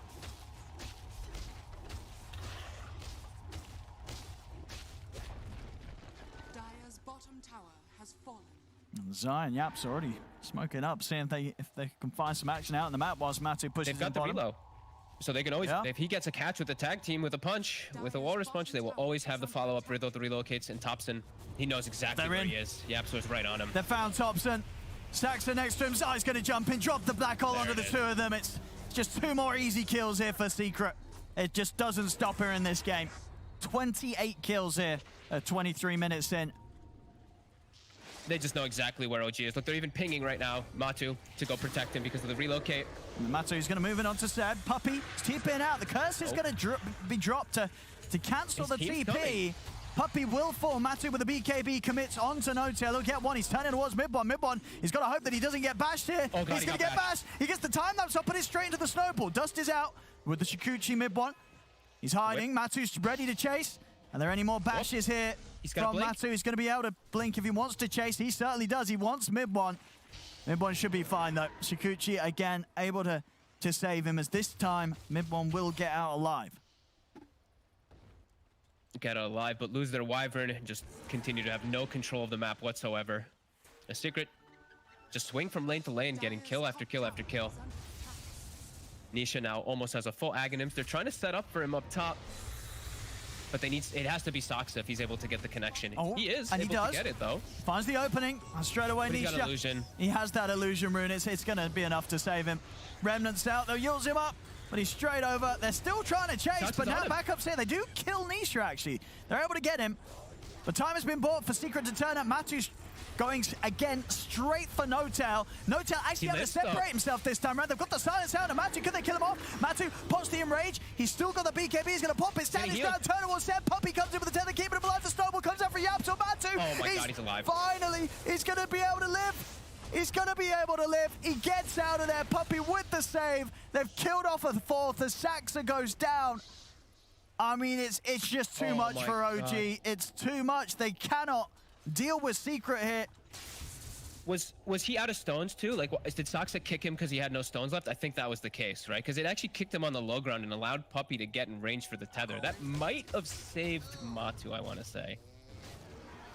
I mean, he was so close to going down. So close. But as every little thing coming into play there, keeping the bear alive, making sure that Matu's KDA does not get hurt at all. Yeah, I really think he ran out of stones because he chased super hard to get that Ember kill. He did great connections from Soxa, but yeah, he ended up kicking Matu on the low ground, and maybe it was a save as we see it here. I think he might have died. Yeah, he kicks, but no, he had a stone to function with, so that he would definitely have been dead. Saved him. Yeah. I guess Matu would still been able to pop BKB and enrage though, right?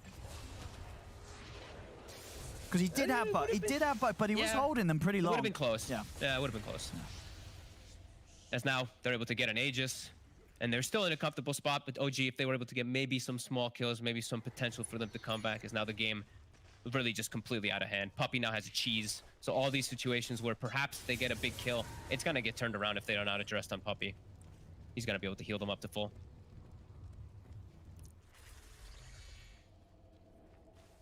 Radiant's bottom tower is under attack. YapzOr already on the hunt, smoking alone because he always has that relocate. And they have the Abyssal on the Ursa, so it's a pretty guaranteed kill if they can get on top of mid one. Notel is in position though for the curse. Dire's top tower is falling. BKB on Zai. Let's see YapzOr. Radiant's bottom tower is under attack. YapzOr chasing. He'll find Notel. They'll get one.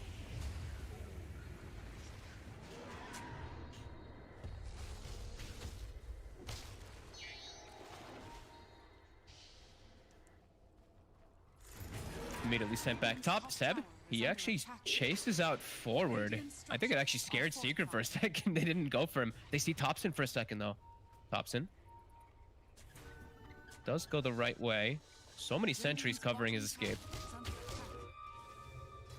There's one lane. Nisha. Nisha. Silence off the mark. Gonna TP in. The Zai's in with the black And hole. there's the hole. And he's able to drop it onto mid one. That's all he needs. That's all he wants. I think we had it. Saxa. Oh, He didn't get rolled out. Oh my god, that slight just missed yeah, him. that must have been just off the mark. So they won't see him. Saxa will get away. And there's just, at this point, there's no itemization that the Clinks and the Weaver can do to protect themselves. There's like, YapzOr's level 18. This Clinks is level 17. I mean, YapzOr's going for it in the mid. He's just in. All right, I mean, he's got the backup. He will die for dead. this, but Matu's been able to get in onto Notail. Can Matu get another one out of this? No, Saxa rolling away. I mean, he loses his life, YapzOr. As a support for a support there in that situation, and I guess when you're down 15k, it's going to be favorable to OG. It's a little something. Yep. YapzOr's just being kind of a psycho, I feel, this game. I think he knows how comfortable in a position they are that he's able to go for those little solo plays, just get Matu in to clean up some kills. Very selfless YapzOr, as it's not usually the case. You know, we're used to seeing YapzOr being more about himself, but he is like 5-2 and 16. He has actually owning this game anyway, so. As he's set up for the next target. Topson was seen up top for a moment. They have ward coverage all around the area too. They actually saw Topson for a second.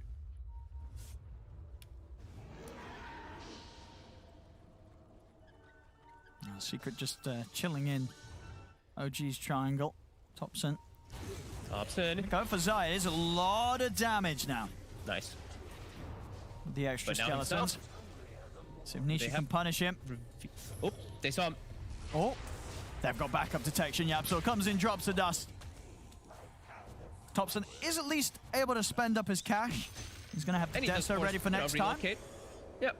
Gets the relocate, they get an extra kill on Puppey, and he does force all of Secret to the far left side of the map. So at least OG is going to be able to get some time to farm on this right side. I say they're going to get time, but look at Matu. He's just a single-man force running into the enemy triangle. I mean, he really is. He's just running at them alone. He's able to just step up, take down Notail, and it feels that very little can be done to stop him. They're going to try and turn. He pops the enrage. He's got the backup of YapzOr. If they turn to lockdown Saxa, Saxa tries to roll away, but Matu, he's got the bashes, takes down Saxa. Time that's from mid one, keeps him alive. Matu is getting rather low. Can they finish him off here? They can the once. That's the Aegis stop, and now the backups in. Nisha comes in with the chains onto mid one, onto Seb. Mid one trying to run, but they've got the magical with the shards and the remnants. And they take down the Weaver. They take down the Timbersaw. Triple kill for Matumba Man as his game continues to go untouched. 20, 0, and 11. He's pretty much got the money for the Swift Blink. He's level 25. It really has been perfect for him. You know, last game may have been the Topson show with his Ricky. This one it's just all the Matumba Man show. He's level 25, Owen. This is insane. This is insane. Like 22k net worth at 30 minutes. Yeah, what's his GPM anyway? 733 on an Ursa. Like that's pretty damn high. Dire's structures are What can they do about him, OG? Ready for the base defense, but Seb still down for 30. Mid one out as well for 20. Really not wanting to spend his buyback, as of course his gold already lacking behind that. Topson is setting up the defense. He's going to set up more skeletons. Invis again. So they've got 4 up right now, and he is doing decent damage because he has the quiver plus the Deso hit. So it actually does force Matu back a bit. They don't want to commit into all these skeletons either, as now there's 6 of them down. So they'll give some respect to OG for their defense. back up, finish the next few items as bam, Swift Blink done.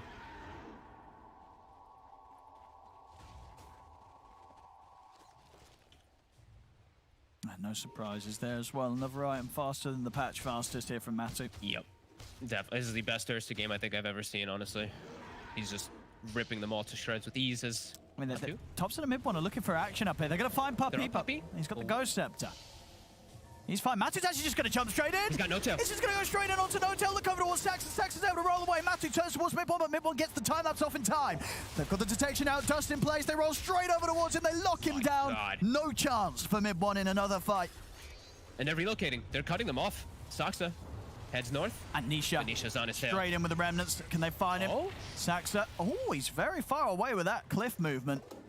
Wow, he like surfed the edge of the map there as the air spirit. That was pretty dope. Grinded along the cliff.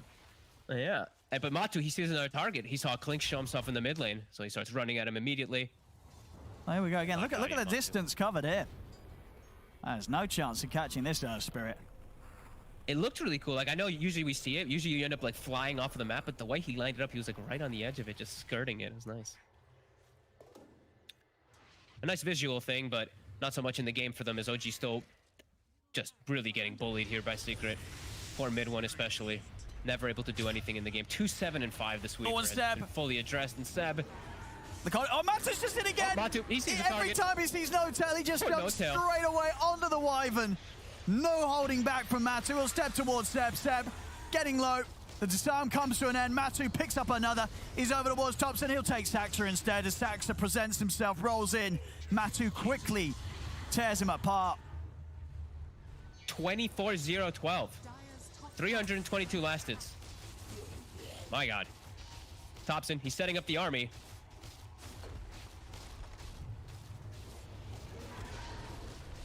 I mean, what can Thompson and mid one do? They're going to try poking at Matumba Man. Don't poke the bear, Owen. He's going to get mad. Oh. Oh? Oh. Oh. Oh. Oh, he tried to TP out. Top barracks has fallen. Is it? Ooh, he might. Ooh, he's got the backup. Yapso's in. See Nisha jump towards the back lines. Mid one having They're the time relocating to him get away. No tail. He's getting taken down by Nisha. A lot of damage coming out from Thompson and mid one though. Nisha's in here underneath the skeletons. Nisha, he's gonna go down. Size him with the black hole though. The counterplay is there, but mid one's off to the side, and mid one's able to get the damage done. Him and Thompson get another. They'll turn over now toward Yapsor. See if they can bring this down. Mid one's got to separate himself from the bear. Saxa getting low. Mid one punched up by Yapsor. Mid one trying to Shikuchi away. He managed to keep himself safe. There's been the setup here from the curse. OG, they've got the lockdown onto Matumba Man. He's popping the BKB. He's trying to run, but the physical from Thompson and Midbon, it's a lot. Thompson kiting out the bear, waiting for the enrage to come to an end as they turn. They take down Poppy. They take down Matumba Man as well. It's a triple kill for Midbon. OG having to use a couple of buybacks, but somehow, really against all the odds, they're holding themselves into this game somehow.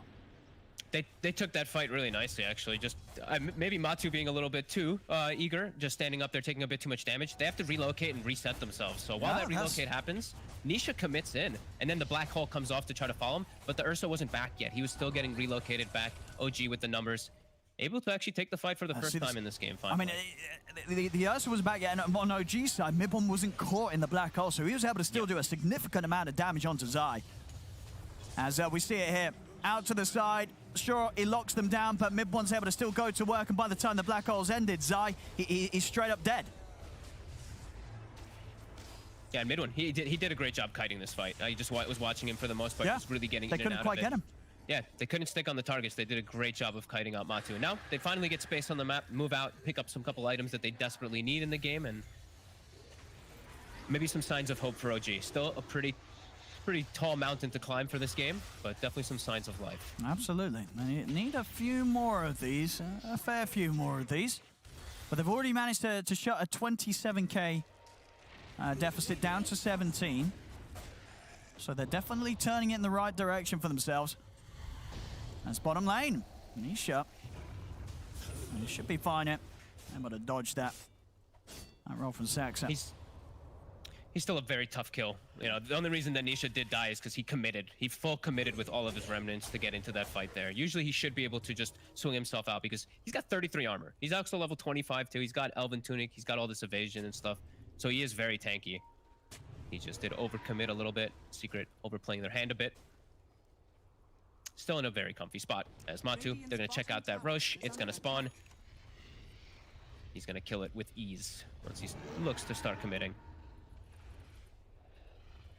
And can OG... I don't know if OG can actually swing over there. That does not look like a fun They place can't to get her fight. in time against an Ursa. And Secret's actually expecting them to, though. Look at Matu. He hasn't started yet. He just keeps prepping the overpower for someone to show on this ward. I mean, maybe he kind of wants them to come over, you know? I think so. They use buyback. So if he sees Thompson, he kills Thompson, like, or it's just game over, right? Yeah. There's no clinks then. So, yeah, really looking to scout. They're even sending the Necro books around that ward to see if there's anyone invis kind of checking it out. Very patient here from Secret. And they're under ward vision, so they smoke, but it's under that vision of OG. So OG is aware of it. I mean, and for OG, do you want to take this fight around the pit? It doesn't seem like a great place to fight versus BKB Black Hole. Seems like a really tough way to actually approach, and yeah, that Roche is down. And now it's a refresher shard too. Will they give that to Nisha? Yeah, I like it for Nisha. Refresh all those fire remnants. Seb standing. Might just give it to Zai anyway, but yeah, he does. Okay, so they're just gonna give it over. They're going to try and make the move in onto Matuma, man.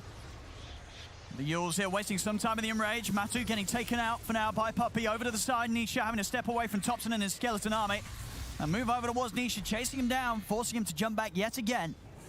A lot of damage onto the Ember. Matu waiting for the chance to get back in on this as he watches from the high ground. Midwin's starting to hurt. He's level 25, so he's got that extra Geminate too. And now he's got Scotty. So he is starting to hit them pretty hard. Matu, waiting for an opportunity. He's going to go for it. He's got the enrage. Jumps in, gets the bash. Has he got enough damage? The Cold Embrace will come out. Buying some safety here for Midpoint. The BKB's out on the side. He's in for the Black Hole, but immediately put a stop with the Winter's Gust, but it doesn't matter. The bash comes out onto Midpoint. Midpoint will put the buyback. There's Thompson. He's got the physical damage to take down Zai. Sep still alive for now. Now the turn over towards Saxa. Sep. He's getting low. Matu, can he quite finish him off? The Cold Embrace for No-Tail. Keeping Sep safe for now. Sep still alive. He's able to chain out to the side. As Sep will live. The Chakram turn is able to burst him out. Does get caught by the shards as Zai goes down. Puppey trying to TP out, but Matu, he's been left in the front of this all as they're able to pick him off as well. He's out for 100. Barracks are under attack.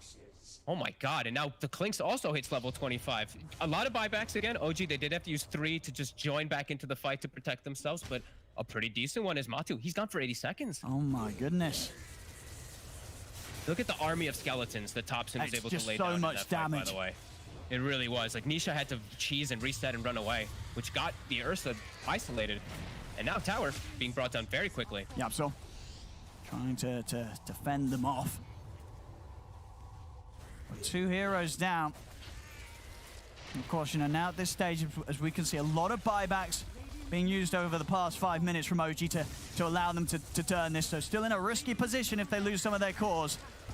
OG's used every single hero's buyback. If they lose anybody, they're gone for a long time. Wyvern, sure, he's still dead, but they're gonna move. They're getting a lot done with this time. Still dead. They're getting a 45 lot seconds. done. It's going to be 2 sets of racks here that OG's able to take away from Secret. Yapso jumps in. Zai, he's in. He's looking for the center. He's found the Black Hole. He's managed to catch Thompson. He's managed to catch Saxa. Have they got the damage to bring down Thompson? Saxa will fall. Thompson able to get the heal off though. Thompson, he's still alive. As Nisha is desperately trying to chase him, but Sep sends Nisha up with the ult, stops him from being able to chase the Clinks. As Thompson, he's ready to turn, sets some more skeletons. Midpon starting to push back onto Nisha yet again. Does Nisha want to chase him outside the base? He doesn't.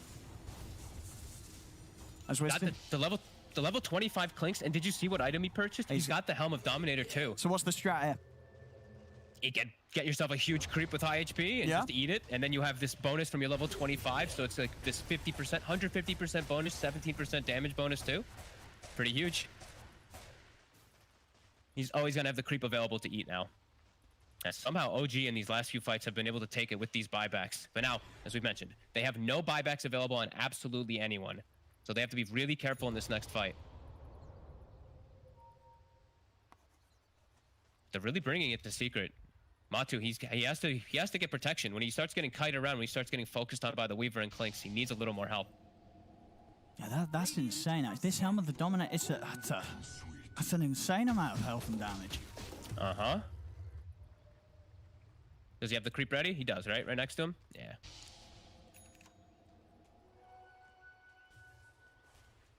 And there you go. 5k HP. Look at his damage on the Clinks as well. 5k HP? He's hitting well over 500 now, Oh too. my goodness. This might be enough for them to just kill the Enigma. Like, sure, you don't have a BKB canceler, but you just kill him inside of the black hole if Thompson's not caught in it. This damage might be too overwhelming for Secret now at this point, as they're surrounding Puppey and Matu. They're able to get in onto Puppey. Puppey! He pops the ghost step to Matu, pops the BKB, turns towards Saxon, but the curse is out, holding Puppey back. Matu is trying to finish off Saxon, but Saxon's going to be set. The cold embrace keeps him alive. They jump over with the Abyssal on towards Thompson. Black Hole is down. Zai, he's locked down Thompson, and they got the damage to kill this Clink. They're throwing everything onto him, but Thompson is still alive. The Malefice is there. Thompson held in the midnight pulse, though it's enough damage. Thompson will fall. He'll buy back. Nisha and Puppey both low. They're looking for No-Tail. Puppey's actually going to TP out of this mid one. He's getting back in, but actually not able to finish off Puppey. As Puppey with the Ghost Step to TP gets out. Not allowing opportunities for mid one to right-click him down. As Thompson immediately using the buyback. He's going to be able to find himself a DD rune. And again, Matu is down for 70 seconds. You see how much damage he took in the fight? Like, he's under Midnight Pulse Black Hole, and he stands his ground and survives throughout all of it, and still survives a little bit afterwards. Matu does go down. Still a good fight from Secret with that Black Hole coming in, but Jesus, this is a scary game. Yeah. Tops. Look at his damage. He's doing 700. I don't even know. Like 800 damage right now. No, it's like 730. Come on, maths. Come on. I know. Yeah. Hey, the quiver too. Come on. And the Death and DD and all that. Okay. Well, yeah. That's advanced maths. Thompson. He gets his DD dispelled. The book. 25 seconds still. The full squad's back. No-Tail, he's got the ninja gear. He's keeping himself smoked up in the back so that he can avoid those jumps from the man. Mid-one's going in. He's going right at the mid, forcing them back to the fountain. Thompson, he's starting to try ending the game. He's going for the tier 4. They got the Silence Hound and Nisha. Nisha. Up in the air with the yours is able to dodge the stun. At the same time, Saxo is able to make it back onto Zai. They'll turn over towards Saxo, though. Saxo's deep, and he'll pay for that. They need Saxa. They have to back away without him. There's no way they can look to a fight without the Earth Spirit. Nice slight dodge there coming out from Nisha again. As we see, he picked up a Lincoln Sphere, I believe, as his last item, and he did get a Spell Prism, so one of the fortunate items that he could have gotten. And looking at Zai, I think he's realizing, like, my god, Klink's tanked a whole Midnight Pulse Black Hole. I need a second Midnight Pulse. He's almost got Ags. I mean, that will do the job. That's going to be a solid counter to this sort of incredible 5k HP hero that Thompson can become. Unless the Black Hole gets canceled, he has to be very careful. No-Tail has been in position a lot of these times to be able to do so, and he's had a hard game. Like, No-Tail is 2-15. He is really just getting focus fired by Matu, and Matu does need to keep doing so, as this game can really go both ways now at this point. Still in a bit of a shaky situation when it comes to the buybacks, of course. OG. Yep. They did use Thompson's in that last one. That's absolutely true. They do have a couple of those other ones coming back up, but Thompson's really feels like it's by far the most important.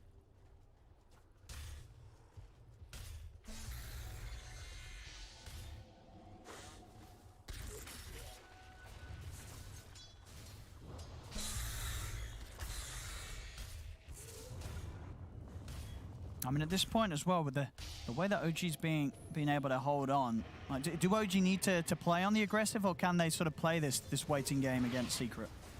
It's so scary. Like, if Thompson literally just gets BKB, if he just dies to a black hole, the game's probably just over for him. So it's scary to make those type of plays without just straight vision of them. If they get vision of them, perhaps they could look for a smoke play, but they only have these two wards bottom. At least it sees the Ursa, but Secret's not playing around that one, so it's a risk. If they want to make that play, you know, you got to accept the fact that it's high risk, high reward. Thompson with no buyback still for a very long time, 4 minutes. They're getting aggressive though. They're looking to play around that vision at the moment.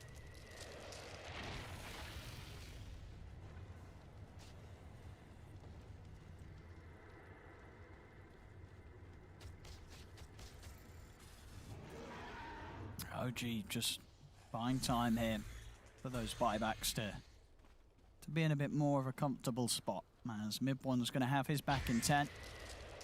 I think Secret was also trying to farm their buybacks. They didn't have the gold on Matu or on Nisha for the last few times because they're just, you know, level 27, level 28. These buybacks are expensive. They've committed most of their gold. Now they have it ready. So now they will have an extra force to bring to the team fights as well. As we see the Helm of Dominator Ancient running down mid. There we go.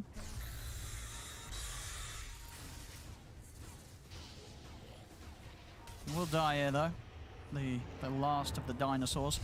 Now there's Matu. He's onto Mid1. Mid1, he's been chained.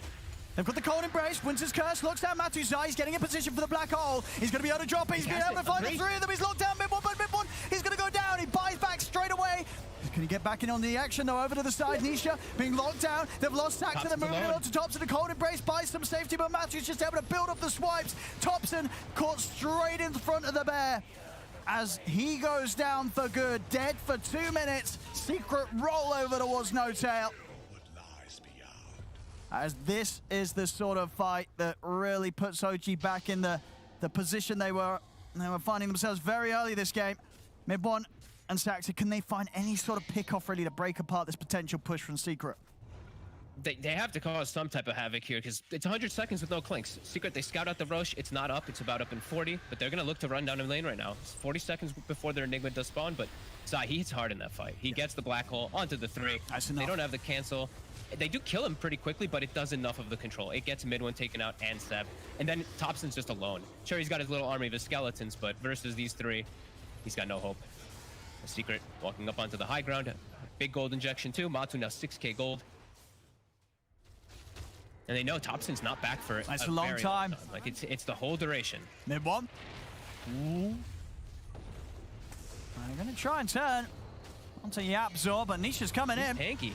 The chain's on Mid1. Mid1's still happy to hold his ground. They can secure megas. They still have 50 seconds without the clinks. Zai's respawning as well. Does he have bots at the moment? He does not. So he can't actually go back to join his team. They're a little scared. Back away. They don't want to try and Roche. commit for the megas. They're playing it Yeah, safe. the Roche, they have their couriers in Roche, so they're going to go pick up an Aegis, a Cheese, Refresher Shard, and an Ags. That's pretty sweet. Yeah. Matu might look to pick up himself his Shard too. Then he gets like a free Ags and a Shard, so he can just hold his ground even more so.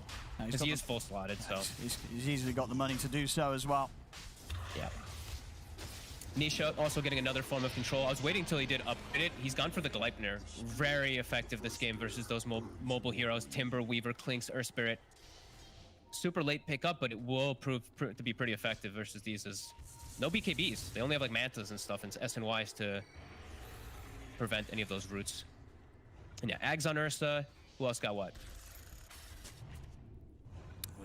Aegis on Pressure Ursa. on Enigma. Yeah. Yeah. Gonna have those. And Cheese probably where? Hey, where is the Cheese? Am I blind?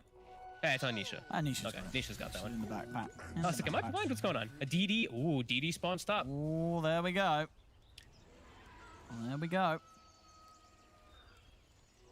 Got it. 36,000 gold lead now. 63 to 26. And somehow OG are still holding on. I mean, last time around it was a 27k lead, and we saw OG being able to push it back down to about nearly sort of half that. Now the challenge has definitely been upped to another level. Yes. Now on 36k. They haven't really picked up any other items either, really. Like, Thompson has 4k, but they've had to keep using these buybacks constantly to come back into the fights to have a chance in them, so they haven't really picked up much of anything. Go for Seb.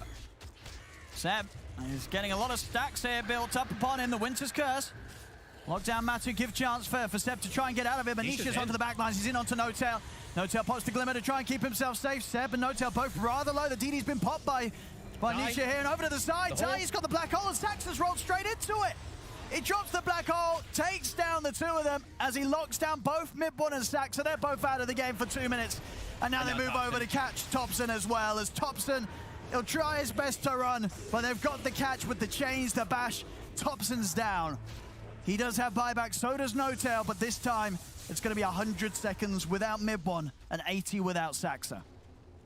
And mid one, the play that he goes there with Stockster, they try to take Zai out of the equation, just kill him before anything. But he just turns, he just midnight pulls black holes the two of them, and they actually just die for the attempt of pushing him away. And now he did pop the refresher shard immediately. He's got another black hole ready. He has. He's, I mean, and pretty. It's just the Timber and the Clinks. Yeah. So he's just gonna hold either one of them.